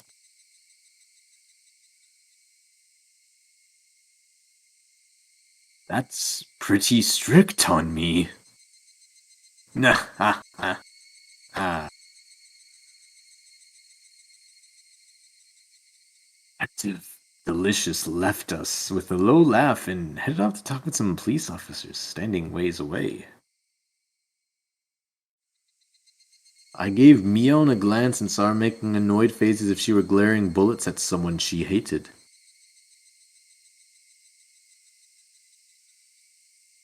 Oi. It'd be nice if the police didn't have to go do anything with the Wat and Gashi this year or something. Or whatever the hell them cunts doing. Oh, you like this place too, don't you? Oh. Oi, you mean to say you dislike it, Jiro-san? Quite enjoy some frickin' fantastical one of them imagination stories or something. Especially when the bopping goes down and the drippy drops, like a ragdoll Roo. What the fuck? The curse of Oyashiro-sama, you mean? Curse?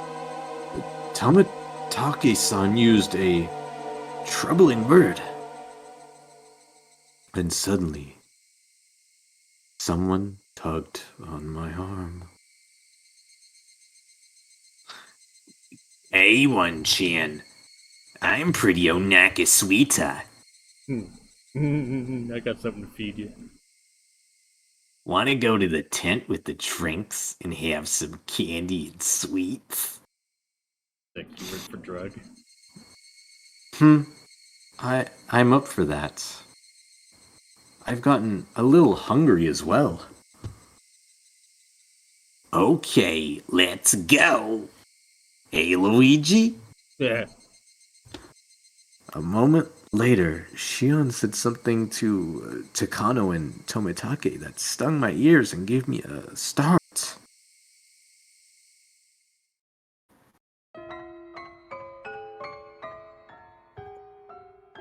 I wonder who will die and who will disappear this year.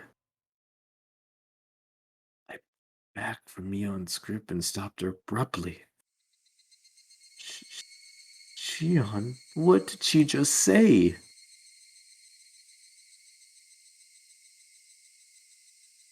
It felt like the air around us dried out all of a sudden. Let's go, K-Chan. You're talking about something silly. Anyways. You still haven't told Kei-chan, I make it a point not to spread stories like that. Shion's cold and quiet tone and Mion's harsh voice were quite the contrast. Hey, wait, hold on. What are you talking about? If you know something, then tell me. I implore you, it doesn't feel right being the only one left out, you know. I don't understand this. Someone explain it to me. However, Mion didn't seem at all be willing to grant my request. She squeezed my hand in hers a bit, but when she realized I would hold my ground on this topic, she let go. I'm gonna go to the drinking tent first then. If you don't come soon, Kei-chan, there won't be any left for you.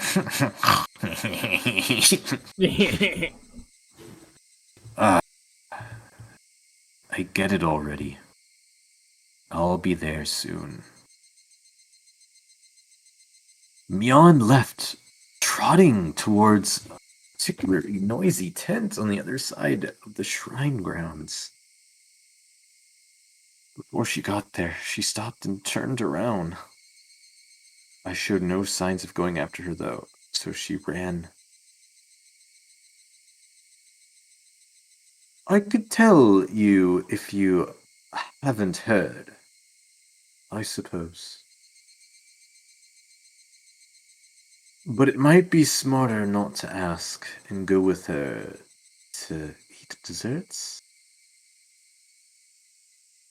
Hey now, you've already gotten my full attention here. I'm not going to leave without asking at this point. I think Kei-chan has the right to hear this too. My sister was just stealing that from you. Shion's voice was bristling with thorns as if she was somehow blaming Mion. What on earth are you talking about? I don't really like people acting so self-important.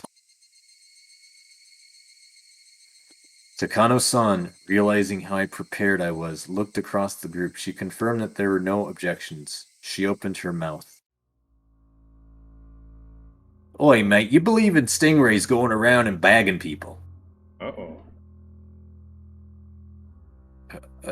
Curses? I think they're interesting, but I don't really. I fucking love this OST. I felt their cynical stares and winced. It was like they were telling me it was stranger not to believe in curses. You're not wrong, Kei-chan. Curses are just superstition. It's only natural you wouldn't believe in them. Besides, you could take all the time you need to decide whether to believe in curses after you've heard us through. Said Takano-san, giving a little smile, not being in an Australian accent. They're trying to scare me. At least, that's what it feels like. Rightio, I'll start. Keiichi-kun, do you know about the Hinamizawa Dam project? Oh yeah, the other day at Angel Mort, Shion, or Mion rather, told me about it. You mean the plan for the giant dam that would flood all of Hinamizawa, right? Yes, that's correct. Residents of the town banded together to fight it, and a fierce battle with the government unfolded. I've heard that too. The entire village united using all the power at their disposal, mass media, political influence, and other things. They fought the country. The way Mion described it made it sound like a boast. Oh, you know quite a bit about it. Yes, you're right. It's practically an epic tale. How just 1,000 or so villagers banded behind and rejected the government's plans. Fight the power. Did you hear this from my sister? She likes those kinds of epics, you know. Yeah. She told me. There was, however, an office for the Hinamizawa residents' opposition faction. It was this shrine.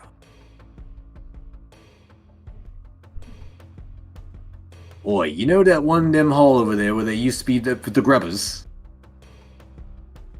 The whole thing with the mess and the willy wops on them people are just a bunch of group activities. They don't have any more boomerangs and slang, though. Takano-san explained this, pointing a finger towards the assembly hall. I'd been carrying things in and out there all day. I would understand if they put an office like that in the mayor's house or something.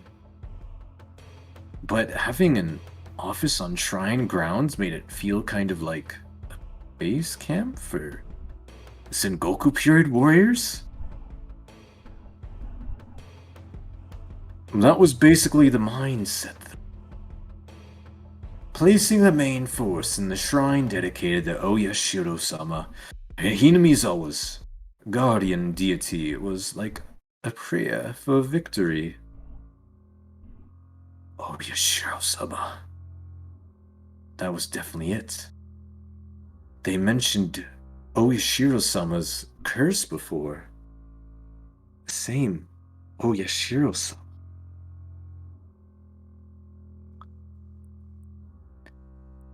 Do you know about Oyashiro-sama? K1-kun. It's the name of the god worshipped at this shrine. It's said that he protects all of Hinamizawa. Do I hear an Aussie accent? I think it's supposed to be a British one. I don't know. Someone want to throw hands? Hijax is from fucking New Zealand. He gets mad if I call him Australian.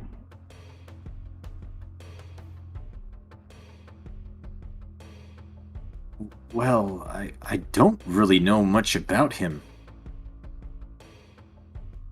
I see. I think Takano-san knows more about the rest. Hag, you're it, Poppycock. Well, the problem is generally with the whole in times of boots and bops. Mate, the one Oyashira cunt right over here goes right around and protecting all the little boobas and bips. They going around like a real mad cunt or something. Ancient god passed down here. From the poisons of the outside world. Fuck. So, he's a basic standard guardian deity? I guess you can find that sort of god anywhere you go.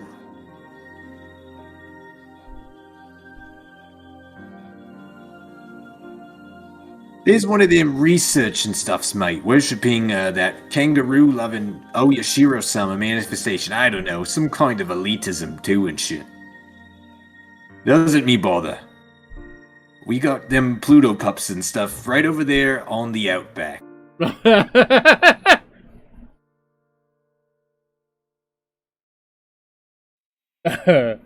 Believing yourself chosen, a nationalistic belief that you are part of a superior race, or that you're a special clan chosen by the gods.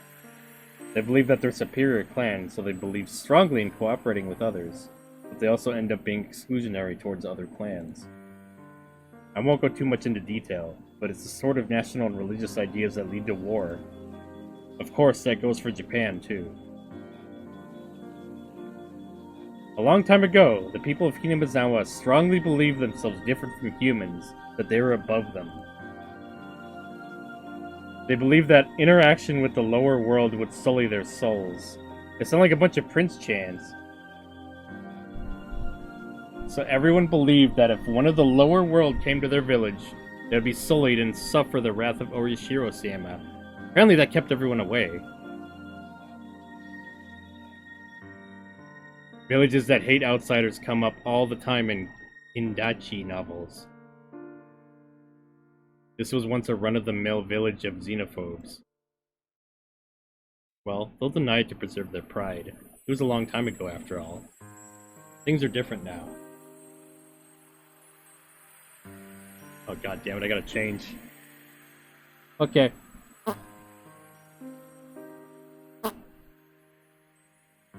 Okay, here you go. Also, hi Vivi.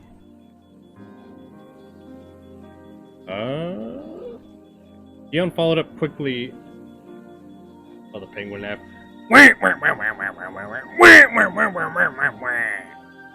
There you go, Vivi. You happy? Shit, you saved up a lot of points. Goddamn.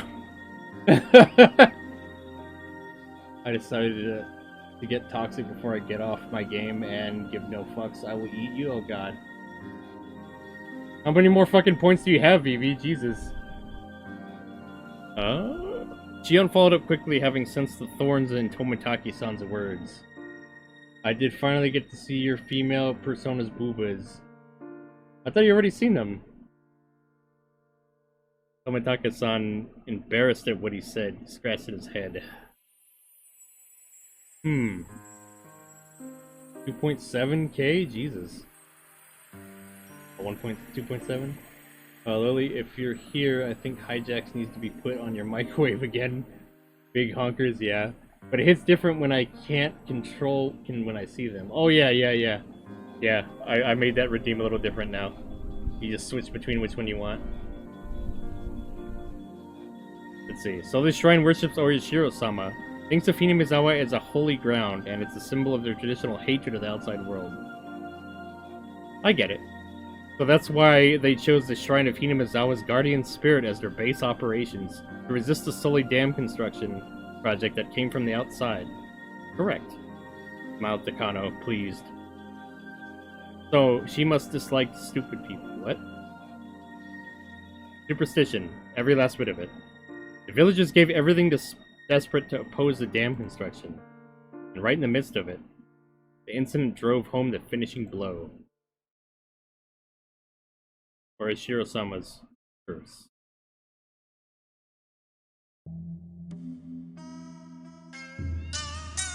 The person managing the construction site of the Hinamizawa Dam was murdered. 4 years ago, I believe. It took the newspapers by storm. Do you remember it? No, not really. He had a fight with the subordinate and was beaten to death with a pickaxe. His limbs and head were torn off and the remains disposed of. One of those dismemberant homicides. They were all the rage at one point. Such a gruesome incident. But it was just that, an incident. The person caused the incident, after all. Did they really put it down to the curse? Then the following year, the man who had organized Hinamizawa's group of damn proponents, he fell from a cliff while on vacation and died. Wow. Apparently, it was an accident. Of course, most of Hinamizawa was hostile towards him. The police were all over the case as if it were a homicide, but at the end, it was judged to have been an accident. Now it's an accident. This is the most cursed-like one, but it's still far-fetched. And then, on the next year, this time, the priest of this shrine contracted an unknown illness and suddenly died. It may sound a little rude, but the old priest was kind of a wait-and-see type. The whole village was in an uproar about the dam, but he just kind of didn't seem to want to bother. The shrine was a symbol of the opposition movement, and its priest, well, his attitude worked against him. The villagers at the time had hoped for a leader, but their hopes were betrayed. Some people were apparently pretty angry too. Let me catch up on chat. What's everybody saying?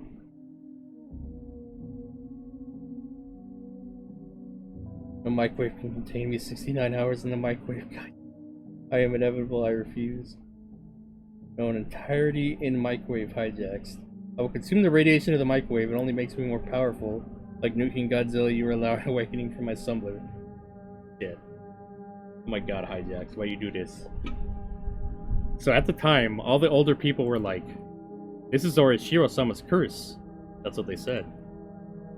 It did seem like every year, dam-related people the village had resentment towards were dying. It was pretty creepy. Oh, and also, it's interesting. All of these incidents and accidents always happen on the night of the Watanagashi Festival. What? See? Starting to sound like a curse now, isn't it? Then the year after that, in other words, last year, the sister-in-law of the man who was the leader of the dam proponents, the one who accidentally died, was discovered dead, having been beaten to death. Of course, they caught that criminal. See? Really seems like a curse, huh? 4 years in a row. Each one of the incidents and accidents were relatively commonplace, but every single one of them happening on the night of the festival worshipping Orishiro-sama? That's not normal. The old folks have been blindly accepting Orishima's curse because of the incidents these past few years. Push me between your thighs, hijacks. Is there a microwave that we can put hijacks into? Yes, the one in Horny Chili. Even younger people, too. At first they thought it was stupid, but now nobody makes fun of it. Yeah, I can see where she's coming from. Even me, even if I didn't think this was a curse at all, thinking about all the incidents like this makes me feel like maybe it's real? For example, just look at the preparations for the festival you were doing today. Everything might have gone crazy during the battle against the dam, but just a few years ago, the Watanagashi Festival was never this well attended. Well, I guess you're right. If we didn't have Orishiro-sama to talk about, we wouldn't all be coming to the festival like this. There's a lot of people who say that infidels might be punished, so they really need to go to the Orishiro-sama's festival. Gion nodded as if she were mocking herself. So how about now? Keiichi-kun, starting to get the feeling that maybe, just maybe, curse is real, aren't you? I mean, you can't just laugh off people related to the dam construction project all dying like that. If even I feel like this now, then the more superstitious members of the village must feel stronger than that. Well, I mean, I still don't think there's a curse. I can understand those that believe there is, though. Wow, Kei-chan. You can really keep a cool head about this. Gion grinned, realizing I rejected the curse. If it's neither a curse nor a coincidence, then what should we make of these incidents? Akano-san said, smiling playfully as if posing a riddle. Neither a curse nor a coincidence, but every year someone dies. What should we make of that then? Tomitake-san, catching on the fact that I had no idea what to make of it, opened his mouth and came to my aid. Nakano-san is suggesting that it might be the work of real people. Huh? Simple process of elimination would have got me there. I was a little taken aback at not having realized the answer immediately. Well, think about it. If it's neither a curse nor coincidence, then people must be willingly carrying it out. It's the only explanation, right? Pressed Nakano-san. I smiled bitterly in spite of myself. Here was just a few minutes ago, thinking the very concept of a curse was absolutely absurd. When she suggested it was someone's doing, I ended up thinking there wasn't any way it could be a person. But Takano-san was right. It was either a curse or it was a person's doing. If unrealistic things like curses didn't exist, then the obvious next step would be to start thinking it was people behind it. But if that was the case, I glanced at Shion. If the culprit is a person, then they'd have to be someone from Hinamizawa. That's what the police officer Oishi-san thinks right now, too. Hey, wait! That can't be... I thought I now knew the reason Mion didn't want to talk about this. If Orishiro-sama's curse really existed, then that's fine. It would be divine judgment for the damn project business. However, if Orishiro-sama's curse didn't exist, which it obviously didn't, then the culprit would most likely be someone from Hinazawa. The villagers had worked desperately to oppose the damn construction project. I knew that he had used all sorts of methods to fight against it. If one of those methods was, maybe... People whispered that Orishiro-sama's curse would be the doing of a secret group in the damn resistance movement. Shion dryly put the words to my exact thought. Of course, I didn't expect it. She was from Himanozawa, so I didn't think she'd come out and say it herself. If you calm down and think about it, anyone could come to the same conclusion. There wouldn't be a motive for anyone but people who benefit from opposing the dam project, right? I guess that's true. Admitting to the existence of a darker side of the dam conflict would be rude to Mion, who spoke of it so highly. So, I couldn't just accept Shion's seemingly logical viewpoint. Uh-oh, what's going on in chat again? What's going on? What's going on? No, jail won't hold him. Get fucked, they can't go to horny jail. Are you sure about that, Hijacks? Yes, it would be unjust, as it would be torture. We can't send someone who isn't horny to horny jail. You're right, Lily's microwave is the perfect place for you. What about my microwave? They're talking about putting Hijacks in the microwave again, Lily.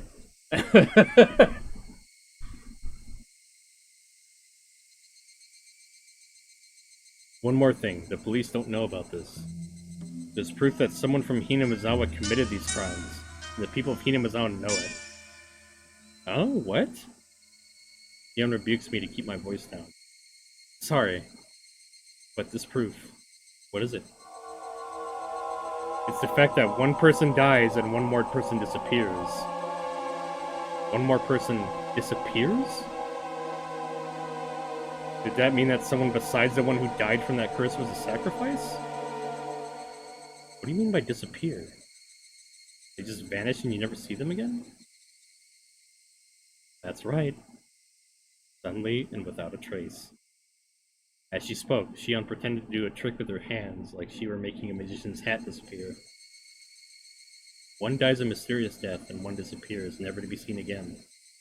Strange vanishing act. But then how does that equate to someone from Hinamizawa being the culprit? I hydrate. Thank you, Willagos.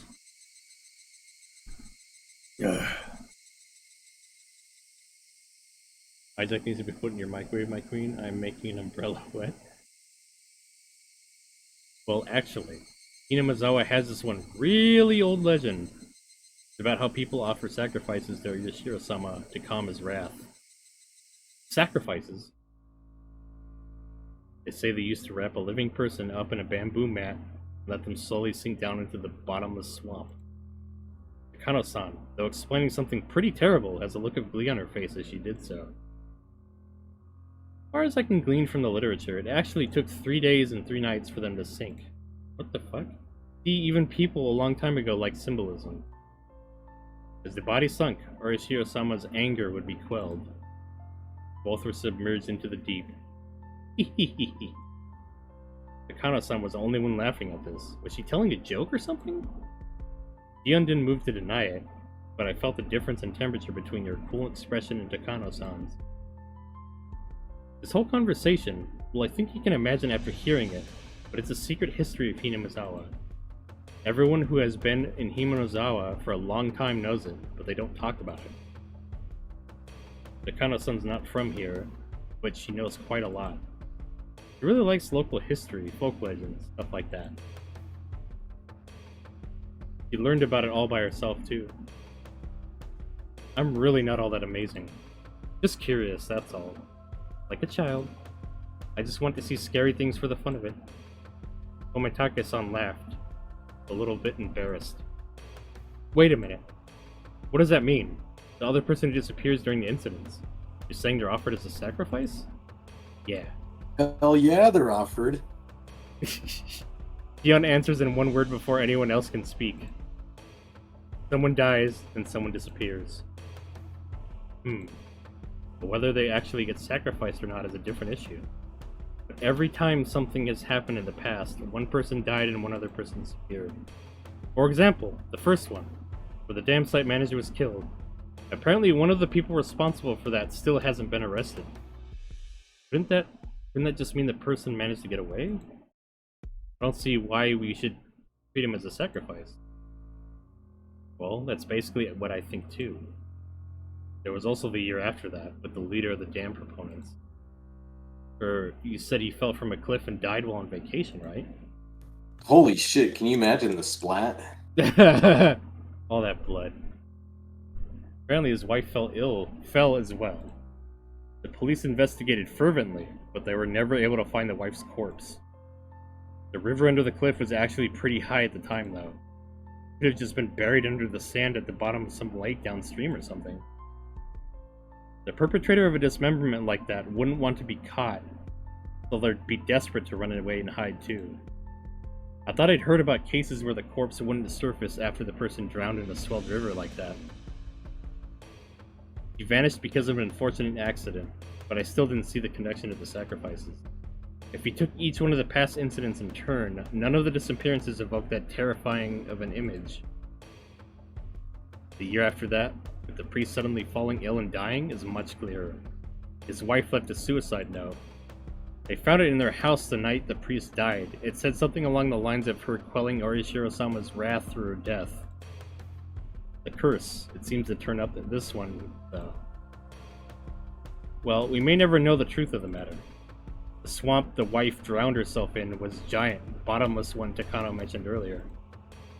The police investigated, but all they could find were several of her possessions. They never found the corpse. The police suspected it was a fake suicide, and they're still investigating it now. Someone dies every year in the same way someone goes missing every year.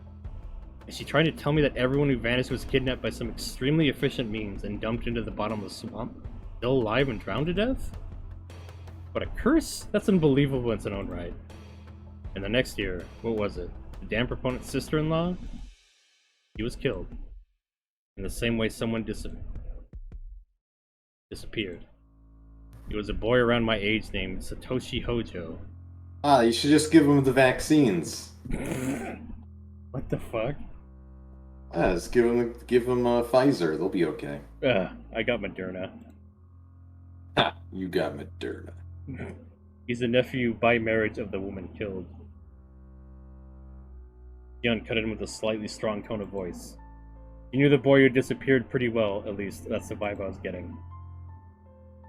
Well, that about sums everything up.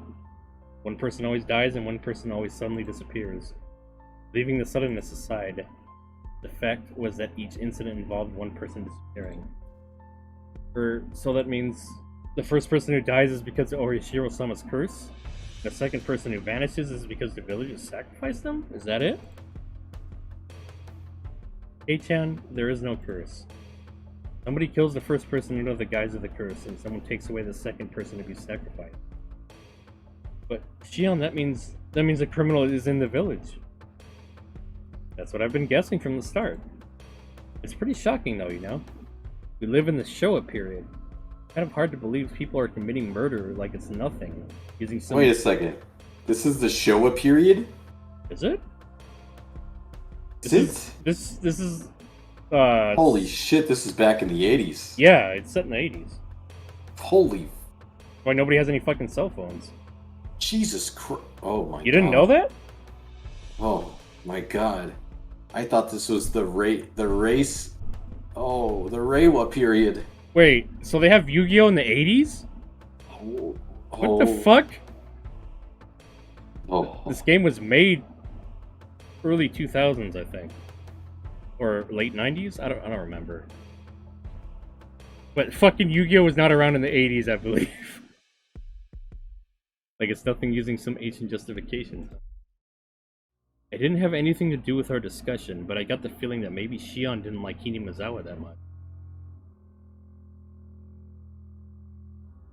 Shion enjoyed talking about Hinamizawa and its epic tales, so she had avoided talking about Orishima-sama's curse, which didn't paint Hinamizawa in a good light no matter how you looked at it. She was trying not to give me a bad impression of the village, so she didn't say anything. Shion, on the other hand, was somehow different. He wasn't rejecting the concept of a curse to purge Hinamizawa of this bad impression, but rather because she strongly believed that a member of the village was the criminal behind this. Her convention seemed a bit removed from the tight sense of community held by the people of Hinamizawa.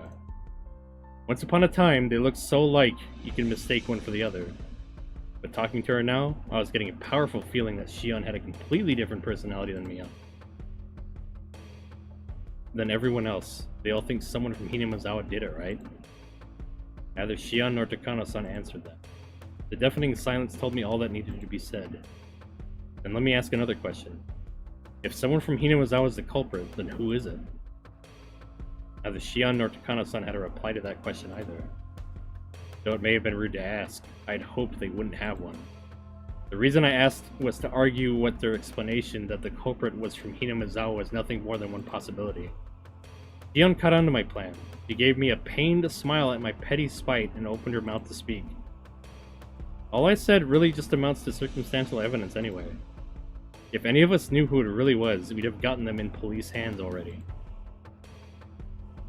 As would anybody. Then what about Takano-san?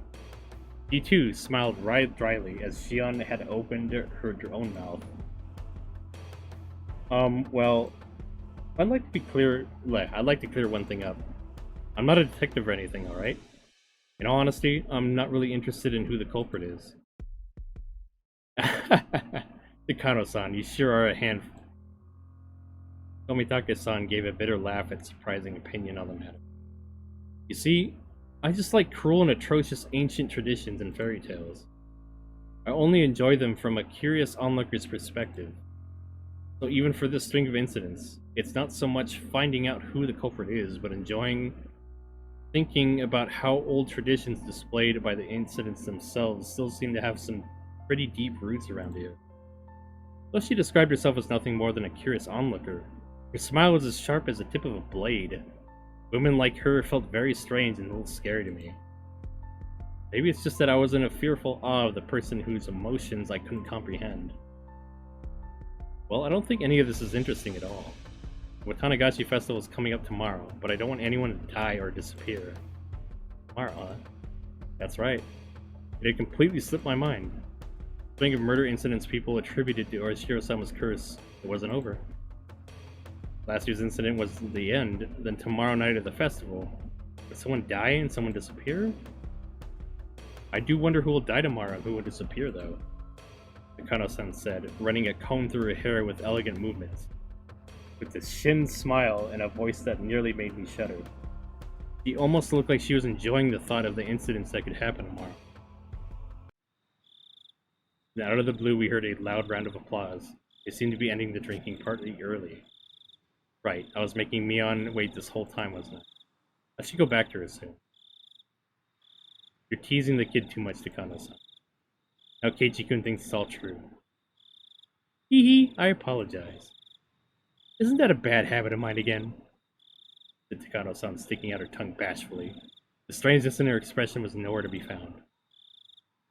When Takano-san sees an innocent child like you, she can't help but wanting to poke fun at them. It's a real bad habit.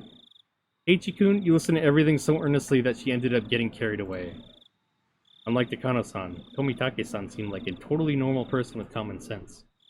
They're apologizing after realizing what kind of impression they've given me. The stuff Takano just said is all fiction. If it made you harbor any bad impressions about Hinamizawa, then we apologize for that. Geez, Shiro-san. You apologize too, Takano-san. Tell him you're sorry for scaring him. Takano-san and Tomitake-san were arguing and messing around now. The strained air around us had already dissipated. Hey-chan, you should get going soon too. Miyana's the jealous type. If she sees me, she'll probably start a fight, so I'll just be going home. Really? Then I'll go see what Mion's doing and apologize for making her wait, I guess. Sorry for being such a nuisance, Keiichi-kun. Did you tell Mion we're sorry for borrowing you for so long? Ah, yes, I don't think telling her will make her feel any better, but sure. Tomitake-san and Takano-san, standing next to each other, both began to chuckle. Okay then, Kei-chan. Let's try and run into each other at tomorrow's festival. We'll see each other. I mean, it's us we're talking about after all. We'll be making so much trouble, it'll be hard for you not to find us. Fiona and I said our goodbyes to Tomitake-san and Takano-san. Before we could leave, Takano-san called out to us. Thanks for listening so earnestly to what I had to say. You're just so good at listening, I had a great time talking to you. Good at listening? No, not at all. I was just in a state of perpetual bewilderment, from all the shocking topics being thrown at me one after another. Did you like my story today? Well, it was pretty interesting. Then I'll tell you some more sometime, okay? There's a lot of pretty interesting legends and fairy tales about Hinamizawa. Of course, a lot of strange and creepy ones too. I'll choose a bunch of my favorites and tell you about them. I was kind of happy, but kind of worried. I can't help but smile dryly and scratching at my head. Keiichi-kun, you can go now. Kana-san is just messing with you.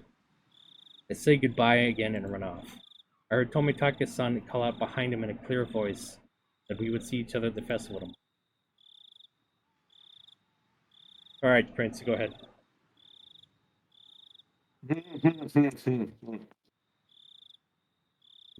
When I went to the tent, Mion was waiting for me, and she was nowhere to be found. I made her wait so long, maybe she got mad at me and went home. After asking some adults passing by, I heard that she went home talking to some relatives. Maybe I shouldn't have done that. My regret for having made Mion wait wasn't enough to triumph over the impression Takano-san and Shion's uncanny story left on me. Serial murder incidents had happened 4 years in a row. Would tomorrow's events make this the 5th? And the possibility that someone from Hinamizawa was carrying this all out under the guise of the curse? The queer tradition of ritual sacrifice entirely unbecoming of the Reiwa period we lived in. I regretted it a little, though. It was too late. If none of those creepy stories had anything to do with me. Well, hi, Space June. Why the hell is Prince talking like that? This is weird. The hell's Bruce? What the? Why am I talking like that? What the hell do you talk the way you do? Whatever your name is, June, Gloomp, Dune, Dune Buggy. Is it Dune Buggy? Talks all Canadian like. Canadian. There's 2 different kinds of Canadians. There's Dune Gloom Canadian, and then there's me Canadian. My Canadian is the best Canadian because I'm not actually Canadian, but I am Canadian. I'm a Prince Reinhardt. That's what I am. And welcome to Higurashi no Naku Koroni Reiwa. If none of those creepy stories had anything to do, I'm not an imposter. You're an imposter. You're a fake Canadian. You know what, Dune? I will drive over there and I will fight you. I will fight you. Don't you live like right next door to her? Pretty much. Like we literally are like neighbor. We're in like neighbor provinces. And you haven't met up yet? We probably. I think we're supposed to like fight outside like a poutine place over there. Oh fuck yeah! Yeah, like it would be like I think a drive to Montreal would be like less than like less than like a 6-hour drive. 6 hours? Oh fuck! That's still a long fucking drive. It's not too bad. I've done it before. I would totally go down to Montreal. It's a good city. Hmm. Montreal's a great city. 10 out of 10. They have godly food.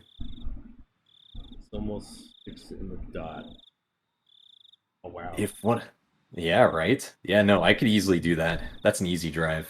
And then I could stop at Julep, which is a little big like orange, little like big orange that is like in the middle of the drive to Montreal. They have some pretty damn good food, especially the poutine. Wow. I don't know I what know, the right? fuck poutine is. It's fucking gravy, cheese curds, and fries. What more do you want? Yeah, yeah, it's fucking orange julep, June, right in God. fucking Snowden. Yeah, the big orange. Yeah, yeah, that's like a yeah, at the Big Orange. Yeah, they have Damn. good poutine. Yeah, they have fantastic poutine actually. It's a really good place. They have good food. You didn't know about that? Have you ever stopped there? Base June's the Canadian as heck and she doesn't know?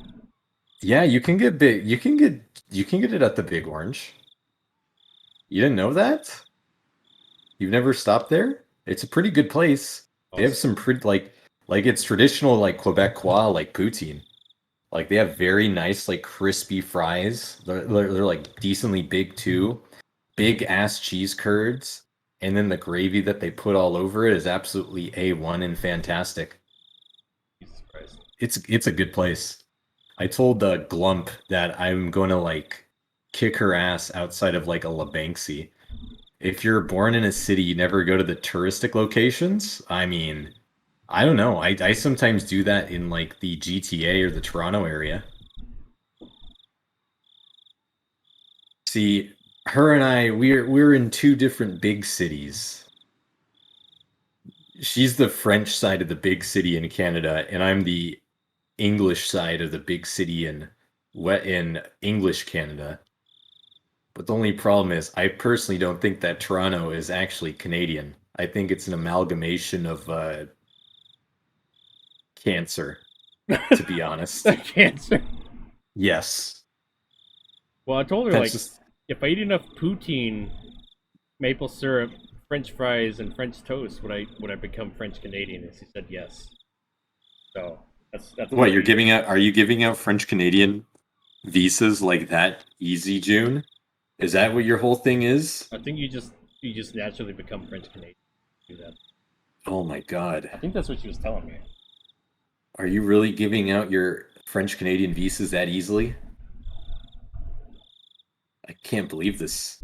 I would at least have them go lumberjacking or something. Lumberjacking or like log rolling at the lake or something. Don't you have to like get your maple syrup from the wild? Just go to Yes. a tree and cut it open. Yeah, you have to go into a tree, cut it open, and you have to start drinking from it. No, because no one ever actually accomplishes. Huh. Wow. Ah, you getting called out over here, Mr. Penguin. Oh well, she's the one that You- knows French and won't speak French, no matter how much I ask. Penguin is going to marry June to get that green card. I Like, can't believe this. does it work like that in Canada? You marry Um, somebody, you become a citizen.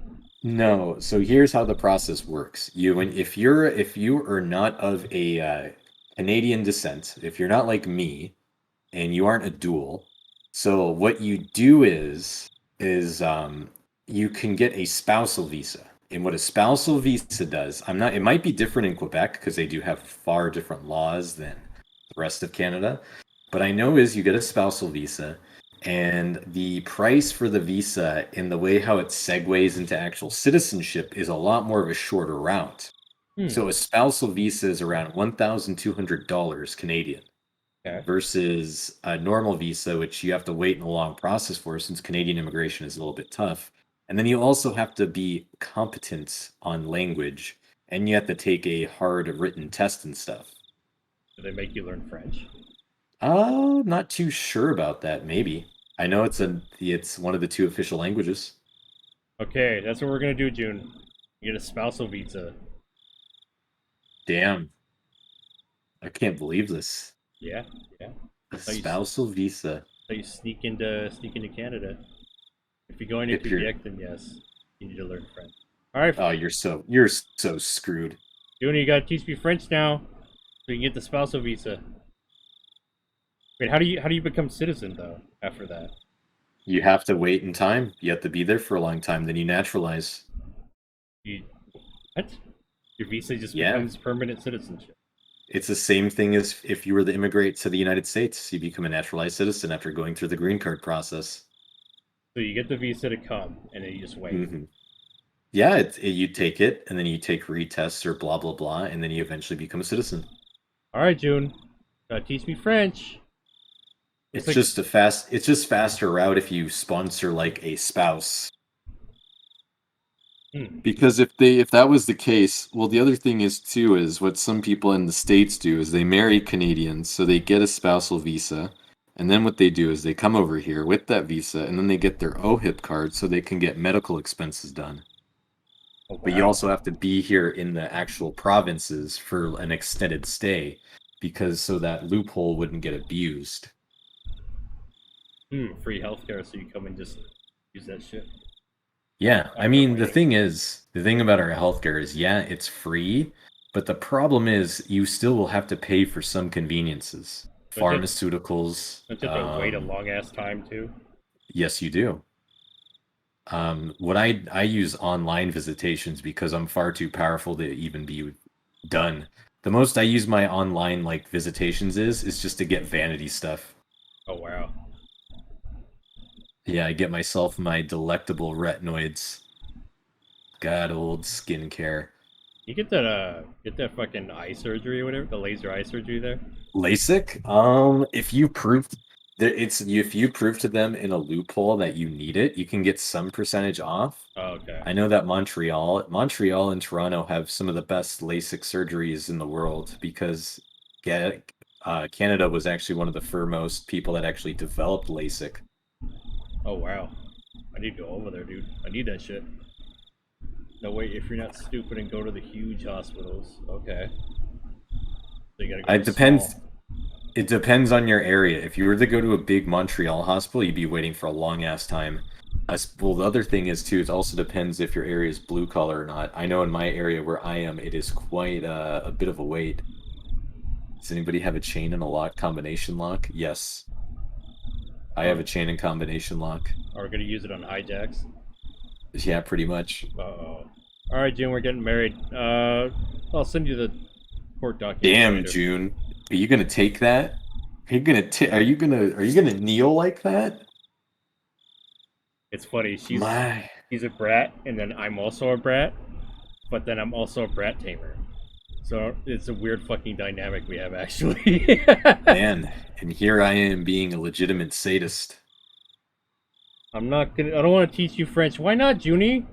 God, she like never wants to speak in French when I ask her. And I'm like, I just wanna hear French. He's bad at both.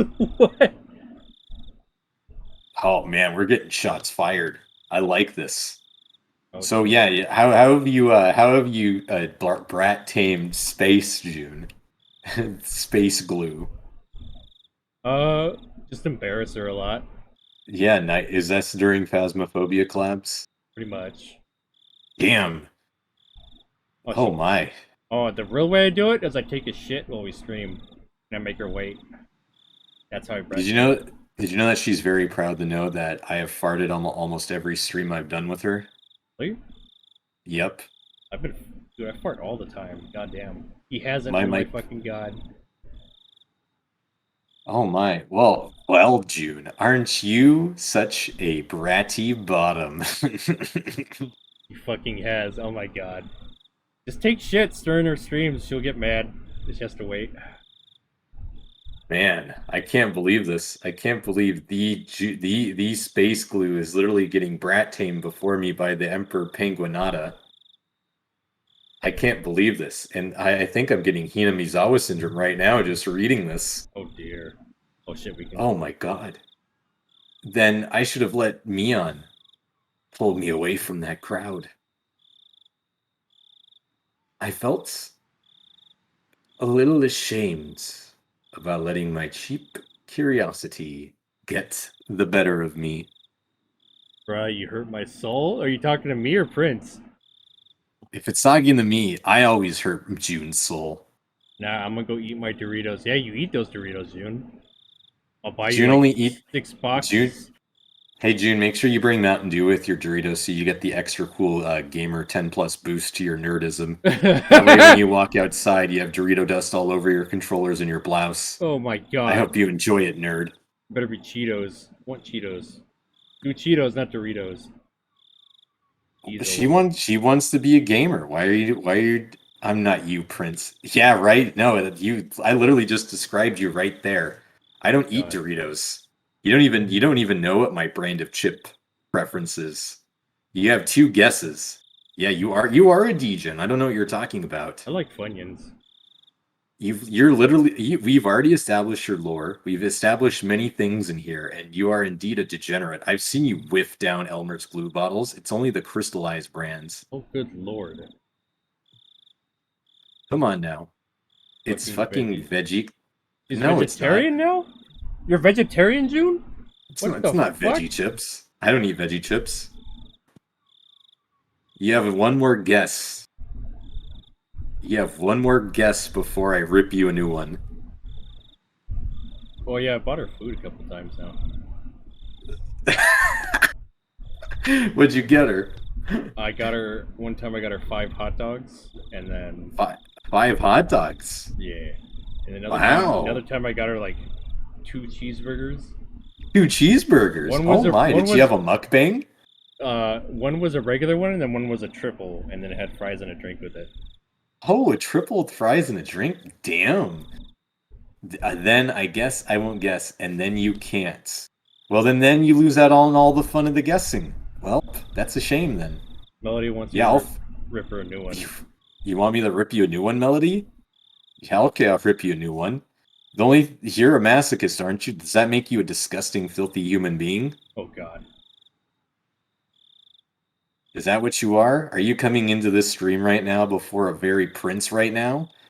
The only thing I'm looking at you is looking down on you. You're literally worse than whatever boot stain is on the full soles of my feet. Yes, You're please. disgusting. Yes, please, Daddy. Oh god, Melody. Oh good lord. It's fucking. And that is that's a free redeem. That is the most charity I'll ever give you in your life right now. Otherwise, you have to save up points for that shit. God. Now I'll start not acknowledging your existence right now, you little twerp. Holy fuck! Please more. Jesus, Melody. I didn't know you're that much of a masochist. God. It's the off-brand cheese puffs. Oh, so now you're guessing again, you little shit. Absolutely not. It's not the off-brand cheese puffs. Is it like the big jar of the cheese balls? Oh hell no! Listen. I don't play World of Warcraft. With the way how June's talking about it, sounds like she's speaking from experience. It sounds like she's talking from her own favorites list. Now I understand that that's what you do, June, but listen, I'm a little bit more cultured than that. I'm not just an epic gamer. I'm a VTuber. And let me tell you, my chip brand of choice is not only is it a tried and true classic, is it the chips that you get at Subway? Kettle chips are pretty damn good. I think the Kirkland brand with the regular old potato chips are pretty damn good. 10 out of 10, you get more bang for your buck with them. Wonder what penguin tastes like. It tastes like your mom. But come on, June. I thought I know you're an idiot, but I didn't realize you were this stupid. Holy fuck, I need to follow this man so he can insult me more? Okay, here you go. Here's his Twitch. There you go. So dead? Yeah. Tastes like dead. Come on, June. I want you to come on my chest, Prince Reinhardt. God damn it, I checked. What? Same. My brain. All right, you limey cunt. My brain literally knows 2 brands. Where's the D for the brands? Or are you just gonna have it as like brand muffins? All right, what's the matter, June? Are you getting in the little memory lapse right over here? Are you turning into the old folks' home now? Do I have to take you over there? The slime brain. Slime brain ain't working. Oh, she doesn't have slime brain. She has log brain. What log brain is it when it's like when a log drops in the woods, right? Can you hear it? I think so. Yeah, what sound does it make? Make the sound. Boom. That's what her brain does when she's onto something. And the problem with that is it only works once in about like every other 2 to 3 weeks. And then what happens is that's when she really gets her noggin jogging, and then she comes up with the absolute wrong thing. Have my drawing tablet in the way of my keyboard. What are you drawing, Junie? What are you drawing there? Big, massive, veiny penis, or what? Wow, that's really epic. Yeah. Do you want to know what my favorite brand of chips are? I'll tell you what they are. I have two favorite ones. It's the kettle cooked chips from Costco, the plain ones, and I like Old Dutch. The background of a boob battle. Oh! Is that the... Are you using that for that commission that you guys are getting? That sounds good. Sounds really good.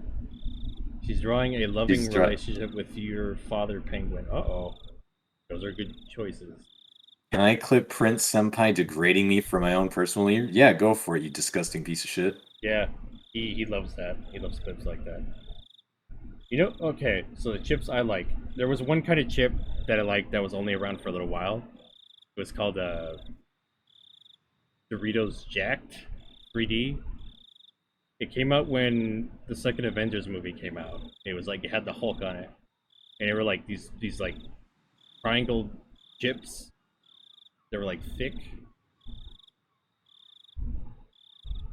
Yeah, nobody fucking knew him but me. They don't have him around anymore, it sucks. Can I club Prince? Oh wait, Prince is my spirit animal? Fuck you guys very much. Okay, Garak. No, I can't. It's too far back. You'll have to go back to the VOD and skim through it, I guess. Well then, I think that I will. I mean, if you're that desperate for it, I mean, that should be like nothing towards you. It's the way this is how you're acting up. Pengu like poop flavored Doritos. Not really. They kind of made me sick when I tried them that one time. Oh god, I just farted and my room smells fucking terrible now. Oh my god. Oh, looks like you're getting Hina Mizawa syndrome right there. It sounds like you're gonna claw out your neck and then start beating people with bats. No, I'm not. I don't know. That's what it sounds like. It seems like Space June has like gotten you to take a fat fart. Why is she making you farting? Oh god, it smells bad. Oh jeez. God damn it. Fuck.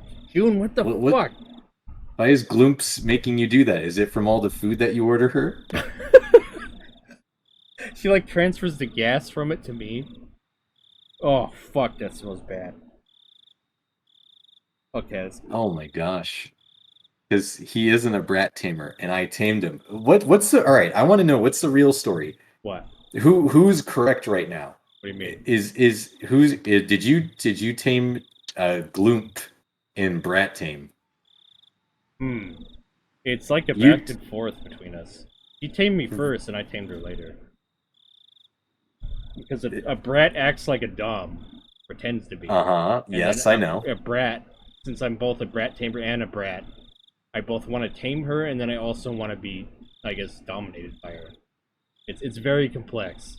You didn't tame me at all? Yes, I did, June. What the fuck? So basically, basically what you like to do is you like to take a drink of your Pepsi, but you like to throw it in her face too. But then you also like to have your Pepsi thrown back at you. It's very... Honestly, it's very complicated. I took that BDSM test. And it's like 100% brat and 100% brat tamer. So damn. It's like, what the fuck? And I'm also a switch. So I'm like, I'm very complicated, I guess. So does that mean that June is going to peg you? I don't know about peg me. She will. I do want her to step on me. Like, hard. So then, from what I'm hearing right now, this sounds like that she has tamed you. Kind of. For the most part. Kind of. I'm mostly submissive. Mostly. But I know how to get under her skin, though. You do? How do you get under her skin? I tease the fuck out of her. I do that. Do that right now. I'm curious. Well, earlier today I was like, "Hey June, I saw you lurking for me the other day," and she's like, "Yeah, I was," and I'm like, "Ooh, I guess that means Junie cares about me, And she's like, "No, oh man, no, I don't know what you're talking about." I'm like, "I'm not gonna let you live this down, June." And I was like, she must really appreciate all the food I've bought in her, and all the compliments I've given her." And then she was like getting increasingly upset. And I just teased the fuck out of her. And does she say, "Oh, Monsieur Penguin, you are Monsieur. truly, Monsieur, you are truly, absolutely divine." Oh my god. I Does need she say that? No, but I need her to. Oh, okay. How much would you give June if she did that? Like that exact same thing, like Monsieur, that is absolutely divine for you to do that. I'd buy her I'd buy her pizza every day for like a week. Holy shit, really? Damn. Sounds like she'd be eating like a whatever she is. Like a French Canadian. Yeah, she definitely would. Find and Lily, Damn. we need the microwave. For now, Willow goes, but only for my own protection. June, peg him? No, I don't want to get pegged. I don't like that. See, but that's the thing, Mr. Penguin. You have to understand. What? If you're a switch, that means you're gonna have to submit to that in any way. Not all the time, though. And then he says he tamed me. I don't know. I don't know, man. It sounds like you need to take the power back in your hands right now. It sounds like you just gave her a little too much power, and she is admitting it right now. So you have to take it back. So give her a good old classic insult. She's acting like a brat right now. So you gotta go after her. You gotta give her a quick 1-2. He has no power. Whoa, come on, Penguin. Don't take that. Okay. Get at her. Come on now. Well, let's see if you can stay away from my my chat for a day. Ho ho ho. Very, very, very magnifique. 2 days in a row, she's been lurking for me, and now she's participating in chat. Oh, do you want to know why she's participating in chat? Because Prince is here. I mean, I'm not gonna talk about the elephant in the room. I'm gonna talk about some other thing. It's because when I'm in here, there's nothing more fun than the draw out stuff like this. Am I right? This is what happens. You get a little bit of sidetracked, and then she's going to admit something. Oh, yeah, Prince is in here. I'm drawing right now, and I want interaction. All right, Hijacks, enjoy heading out right over there. Please like, subscribe, and follow Emperor Penguinato Iced. He already does. Listen. I'm being ironic, you little shit. Oh, okay. I mean, you see the fact that he's a VIP, right? I know, that was the joke. Oh, you get it? Okay, I get it. Oh, you're funny. You're funny. I am pretty funny. So, what are you drawing right now? Can you show us the drawing you're doing right now, Gloomp? I bet you she's drawing herself stepping on me. Oh my! Come on, Penguin. You get at her more. So you're insulting her. Oh, what's going on right now? We got a new person. Hey there, what's happening?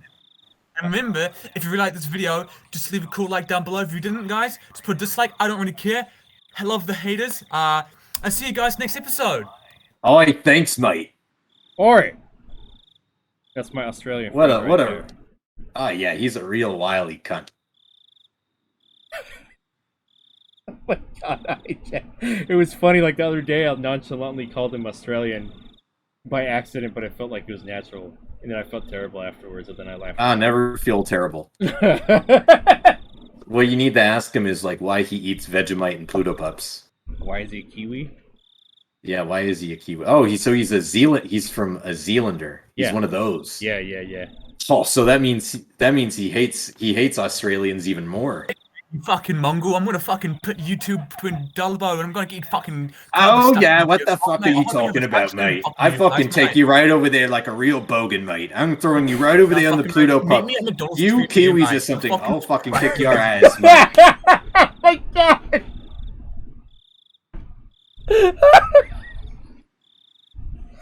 God, he sounds like somebody from Auckland.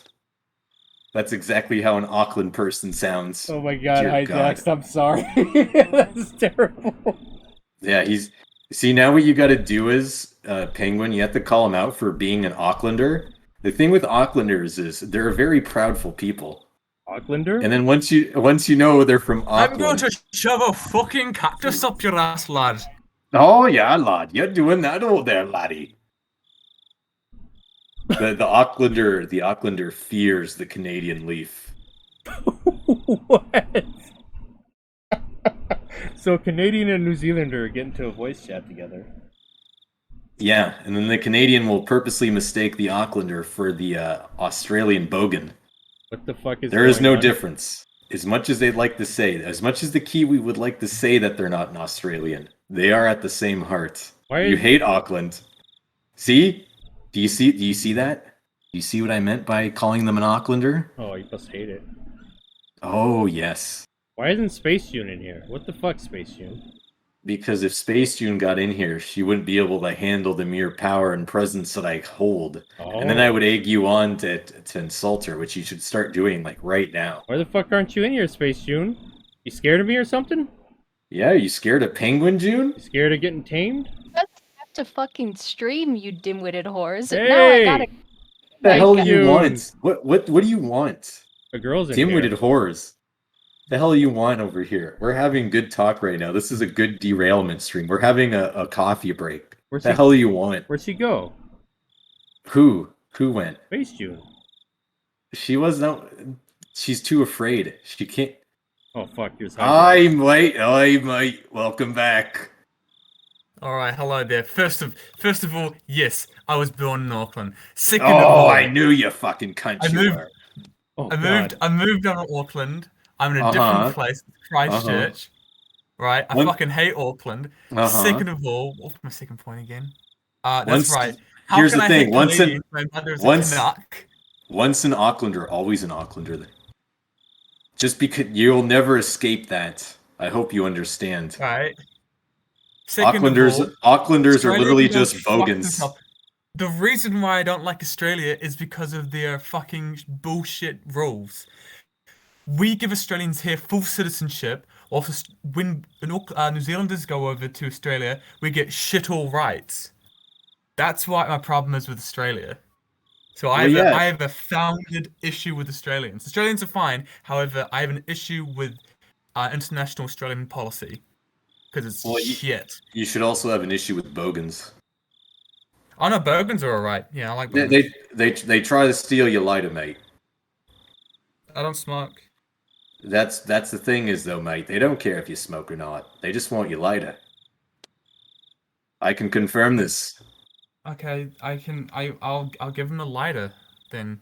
Are you gonna go to the cookout a little bit later than mate? No, I have social anxiety, so I don't leave my room. Ah, no. You should go to one of them cookouts. They're a total blast. Nah, I'm good because I don't drink either. But you don't have to drink. You can just have a Pluto pup. The fuck is a Pluto pup? You don't know what a Pluto pup is? No. We called them export dries here. We go 0% Oh, beers. beer. Okay. A Pluto pup is a corn dog. What? Pluto? What? What? You didn't know that? You didn't know that a No. Pluto pup is a corn dog in Australian slang? No, they don't. They don't. No one calls it that. Yes, they do. I will show you right now to prove that I'm not joshing you. Here, look at this. Right here. This is what a Pluto pup is. Literally. Oh, you It can't. says on Google. Yeah. It says on Google it's American. Yeah, but that's what they call a regional. It's the Australian No, regional we name just for a call corn them- dog. We just call them a hot dog on a stick. Yeah, and Australians call them a Pluto pup. You can even call them dippy dogs if you want. Dippy dogs. No. That okay. Yes, First of all, yes. I have an issue with that name. Oh dear. What's wrong with dippy dogs? It has so much raw sexual energy. That's that phrase. Whoa, I'm talking about like miniature Pluto pups here, not like raw sexual energy dippy dogs. No, those are called wieners. Yeah, what about wieners? That's what they call them in the States. I don't know. Dagwood dogs? That's another name for them. No, it isn't. Yeah, it is. That's it. I'm getting my Australian boyfriend in real quick. How do you not know these things? Wait, you have a boyfriend? I'm gonna send... Apparently, yeah. So ages ago, I have an Australian boyfriend. Uh-huh. Um, and I haven't talked to him in like 2 years. Let's find him. Oh dear, this is gonna be awkward. Oh, this is a great stream. Did you know what they used to He's call not it? on the bastard. So did you And know he's that? he's an Aussie, typically, and he works at Sydney Zoo. Did you know that another name for the corn dog for North and South Dakota and Oregon in the States is called the pronto pup? The Pronto Pup. Yeah, people don't know about these things. How the I, fuck? I don't understand it. Like, I thought this was like common knowledge that you knew what a Pluto pup is. So they're not a boyfriend, they're an ex, says Space June. That's so hijacked. Well, we weren't really. It was just a joke relationship, kind of. Put your PP in him, he puts his PP in you, it's all good, right? No. Hey, you know, sometimes, Not all sometimes people have, unrequited romances even with one night stands. It's kind of like how you're my boyfriend, Penguin. Oh, okay. Oh, that's so cute. You too? Pretty much. Is Space Gloomp like coming in on this as well? Pretty much. Or like wow. Space Loop didn't want to spoon with me, so no. What Whoa. the fuck? Are you serious, June?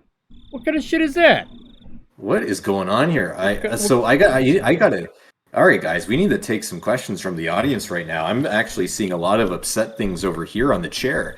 So he seems to have Brat/Brat Tamer Penguinata over here on the chair, discussing about how, he has tamed Space Gloom, and now Hijax has come in here not only with the newfound knowledge of Pluto pups, has also said that Space Gloom has not wanted to spoon with him.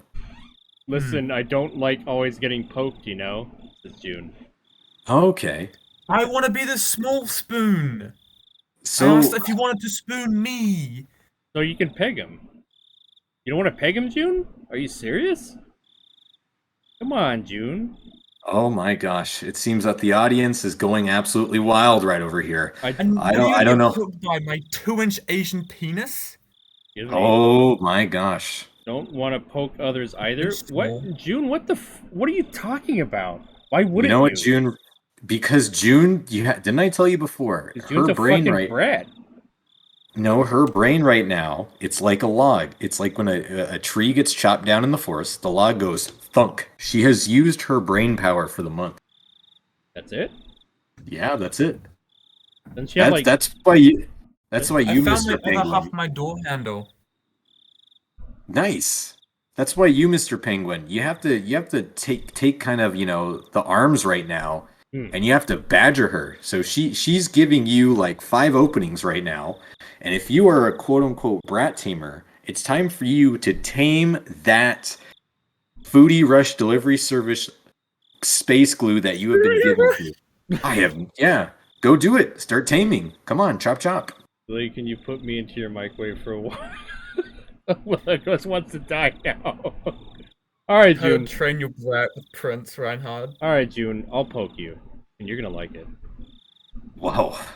Keep going, buddy. You got to keep going the extra mile. If you want those pizzas to continue, you gotta let me spoon you. Aw. What do you mean, Junie? I won't. But good luck. What are you talking about, Junie? Good luck. Good luck. You'll need it. I won't need luck when I'm spooning you. I can get pizzas from my dad. I'm Wink. lying in your arms tonight. That's yeah, no shit. That's- You made that a was- wink. That was bad, Daddy? June. What the? You want Daddy's pizza? Oh, don't worry. You can call me Daddy, June. That Saubin did wrong, Winky. Come on. You knew what you typed before you did that. It wasn't supposed to be a wink. Yeah, it was. Oh, Then why would you yeah, make right. Yeah, fucking right, June. Nice gaslighting. Doesn't work on me. Don't worry. You can call me Daddy. I'll get you pizza. Whoa! Look at that. You're taming that brat. It's Did like you you're. want a sausage pizza? I don't know. A big sausage pizza. Dude, can Send you get a to his pizza? delivery boy. Can you get a pizza where they just put literal sausage links on your pizza and not just like the slices? That'd be amazing. You know, it reminds me of when you can actually go on Domino's and you can actually order an entire pizza with like nothing on it except for like one topping. It's the saddest pizza you could ever order, and you can actually do it. Yep, a pizza with just one pepperoni. It's just a whole entire pizza with one like square cheese on it. Yeah, maybe June should get that. Maybe you should order her like in terms of like, her defiance right now. Maybe you should get her like a pizza with like nothing but like a pepperoni stick on it. Just bread and like it's just like You could just make that. Just make bread and then just don't add any yeast to it, and you got pizza base We done. just go to Panera or some shit. Just give them the bread. like bread and water. Make bread and water. Just give it to- flour. Just straight flour and water, nothing else. You got to stretch there. I mean, all this brat taming that you're doing right now is taking a toll on you. You got to stretch those muscles. My forearms What are all muscles? My forearms hurt from taming June with the whip so hard. Wow.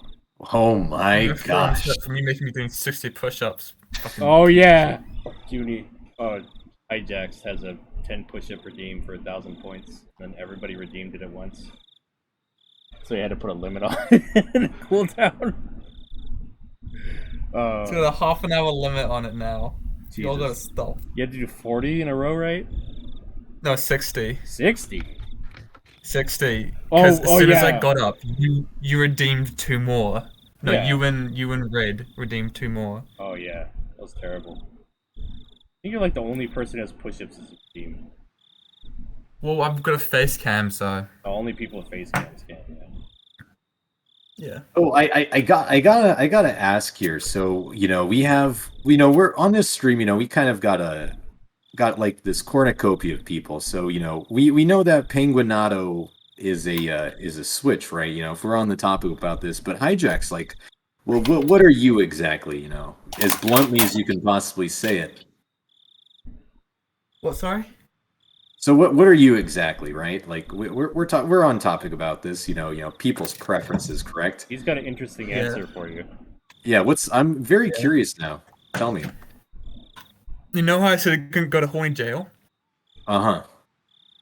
It's because I can't. I'm asexual. Oh, okay. Okay, so you're ace, right? That's what they would call it? Yeah. I Okay. don't. I find that term stupid, though. Your pee-pee still works, right? Yes, I can still go to the toilet. No, I mean like when it's got the bazooka juice and shit ready to go. The bazooka It juice. still works, right? The bazooka juice. You just don't have the I desire for it. I get morning wood, and pretty much that's it. Okay. The bazooka Yeah. juice. Or the milk, the bed milk that comes out, right? The June's milk. June's milk? Oh god. Oh god. The thing though is June's milk would be like Elmer's glue. Like all right, so the thing you guys gotta understand, I think it's that- literally like I think that shit it's would Elmer's give you glue. I'm cancer. talking about a tweet here. The shit looks like it would give you cancer.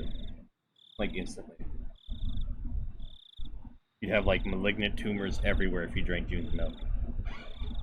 Well, the thing is, it's made out of like horse parts, right?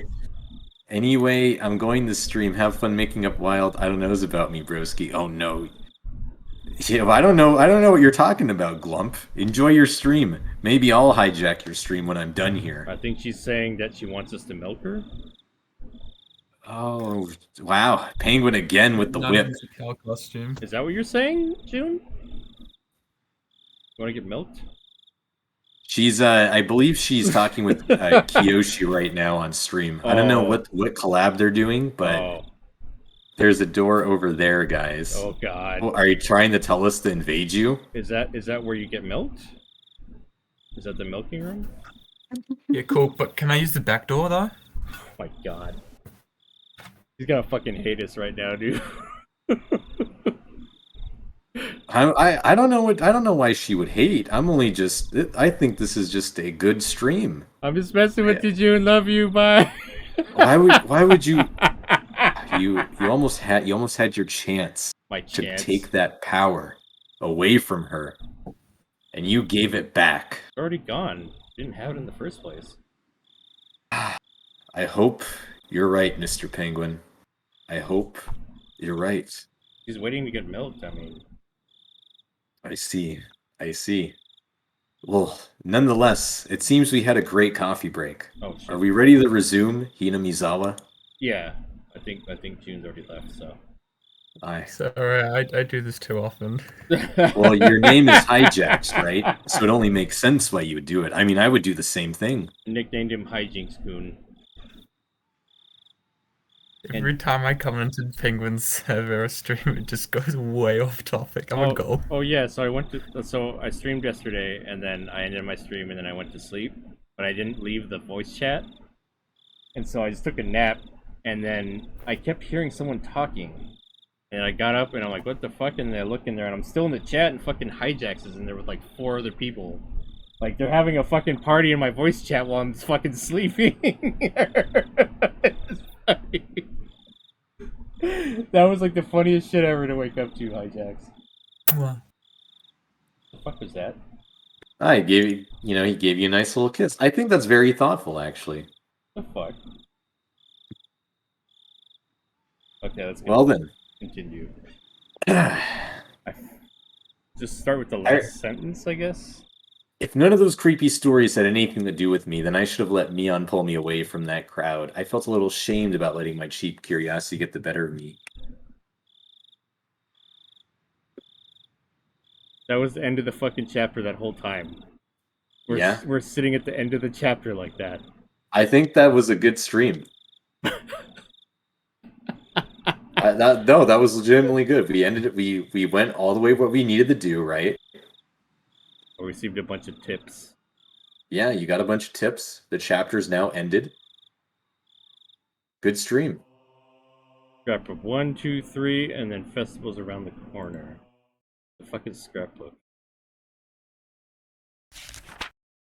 Oyashiro-sama's curse. In the ancient Onigafuchi village, the anger of Oyashiro-sama, his curse, was feared above all. However, it is seldom stated anywhere what eventually happens, and what sort of divine judgment curse befalls when Oyashiro-sama is angry. From various reports, all hell will break loose. Demons will come flooding out. The miasma from hell will flood outward and kill every villager, letting not a single one escape. The ones evoking images of the village being annihilated stand out the most. Those terrifying ideas of divine punishment are in alignment with many other religious beliefs regarding the apocalypse, and it's easy to imagine that they are just ways of convincing people to obey the teachings in order to prevent such an end. The conditions for inciting Oyashiro-sama's wrath are likely the same as the taboos in Onagafuchi village. I believe that when the act was performed that violates one of these taboos, Oyashiro-sama was termed angry. And in order to quell his anger, they would perform the aforementioned sacrificial ritual. Okay, Prince, you do this one. Okay, let's go. The human sacrifice ritual. The sacrificial ritual was a simple drowning involving plunging sacrifices into Onigafuchi Swamp, which was considered hallowed. Of course, the rituals of Onigafuchi's village. This one was unique in terms of the sacrifice would sink slowly over the long course of 3 days and 3 nights. I believe that it wasn't so much of the killing of this sacrifice that was important, but rather the symbolism of them sinking as a submerging of Oyashiro-sama's anger.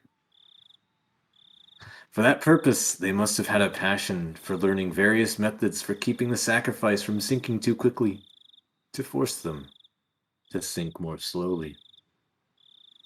Unfortunately, as far as I could tell from the records, those methods not recorded.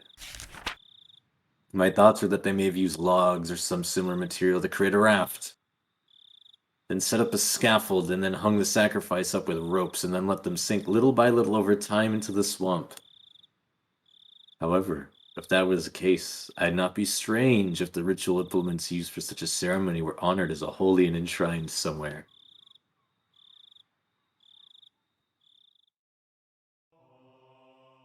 Scrapbook 3. Implements used for the ritual. Ritual tools utilized for ancient religious ceremonies are commonly referred to as implements, or ritual implements. Even now, some of them are enshrined on the property of Furudo Shrine and the Three Families. However, the identifiable tools are all decorative and none appear to have been used in the rituals governing the dark side of Onagafuchi village. As the Edo era came to a close and many traditional rituals were they lost as well? Or perhaps buried in the darkness? I don't believe so. Both the implements used on the night of the feast of Onikakushi and those used during the sacrificial ceremony must still exist, enshrined away from the eyes of the masses. Without a doubt, they exist here today at this very moment in Hinamazawa. Also, I'm nearly certain where they've been enshrined. What was once locked steadfastly has, for some reason, changed this year to cheap-looking padlock. He may be able to do something about such a lock. However, it is not far from the assembly hall, nor is it even far from the presence of the people. However, I will not give up. The night when it becomes a blind spot to every villager in Hinamazawa is coming soon. Soon it will be Watanagashi.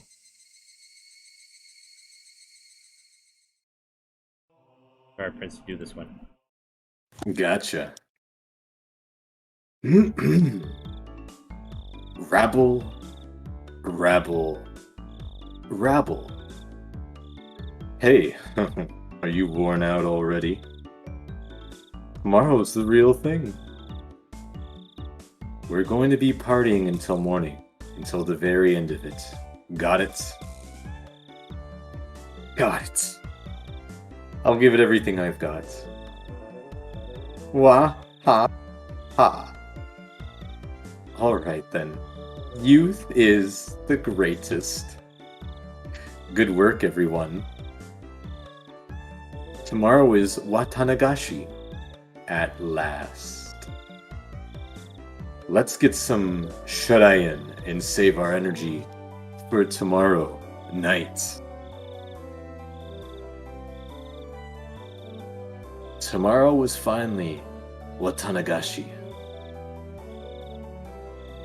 Festivals are split into two groups, those who enjoy them and those who support them.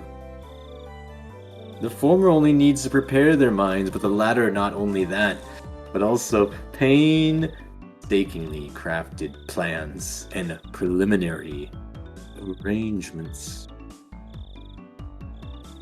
While the general majority attending goes about enjoying the festival without a care in the world, will be strained the whole way through. Why? You sure as hell know why. Because the beer after everything over is the best damn beer you'll have.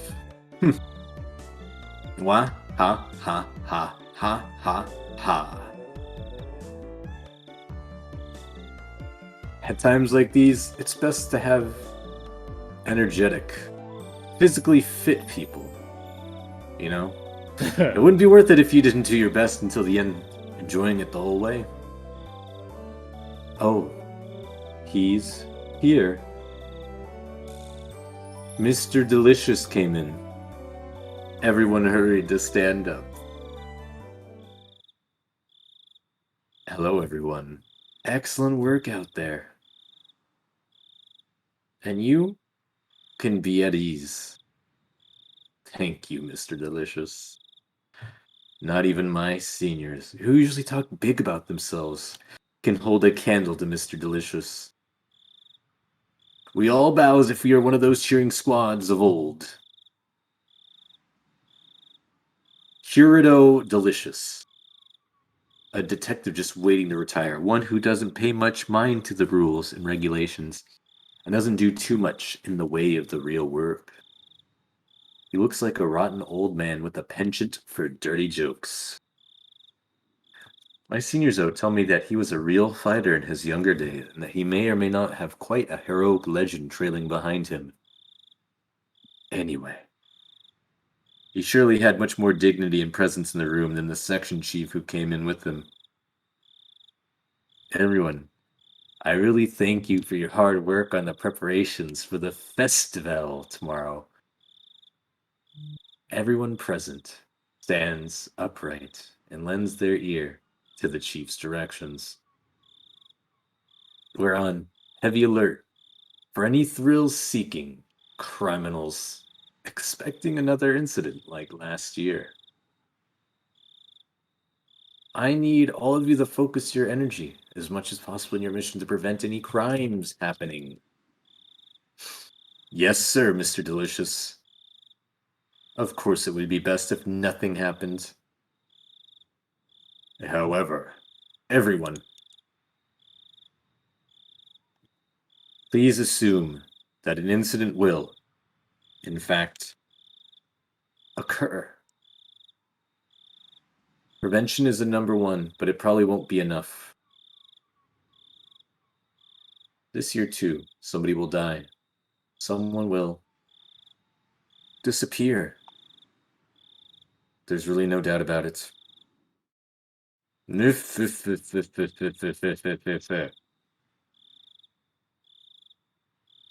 Everyone, apart from the section chief, smiled painfully. Mr. Delicious, that won't do. We need to be more serious about this. The important part isn't to get past the night of the festival. It's to be able to be quickly, swiftly, and aggressively pursue whatever does happen tomorrow night. I won't tolerate anything less than your best. Clench those cheeks. Don't want to get him spread now, do we? He is Mr. Delicious. We're gonna rip all the skin off the ghost of Oyashiro-sama's curse. Yeah. He's like, I'm gonna put it in all your butts. Yeah.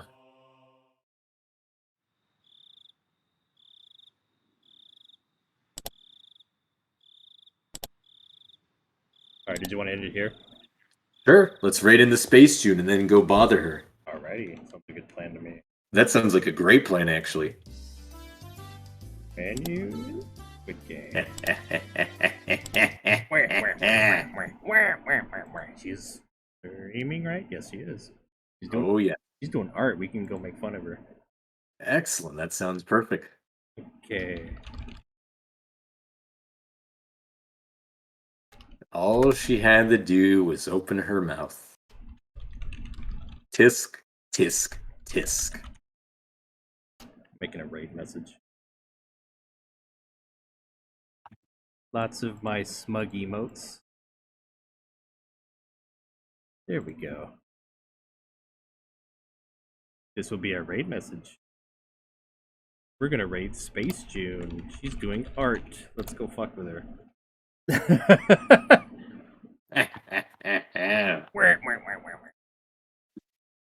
I will see you in the chat, my dear penguin.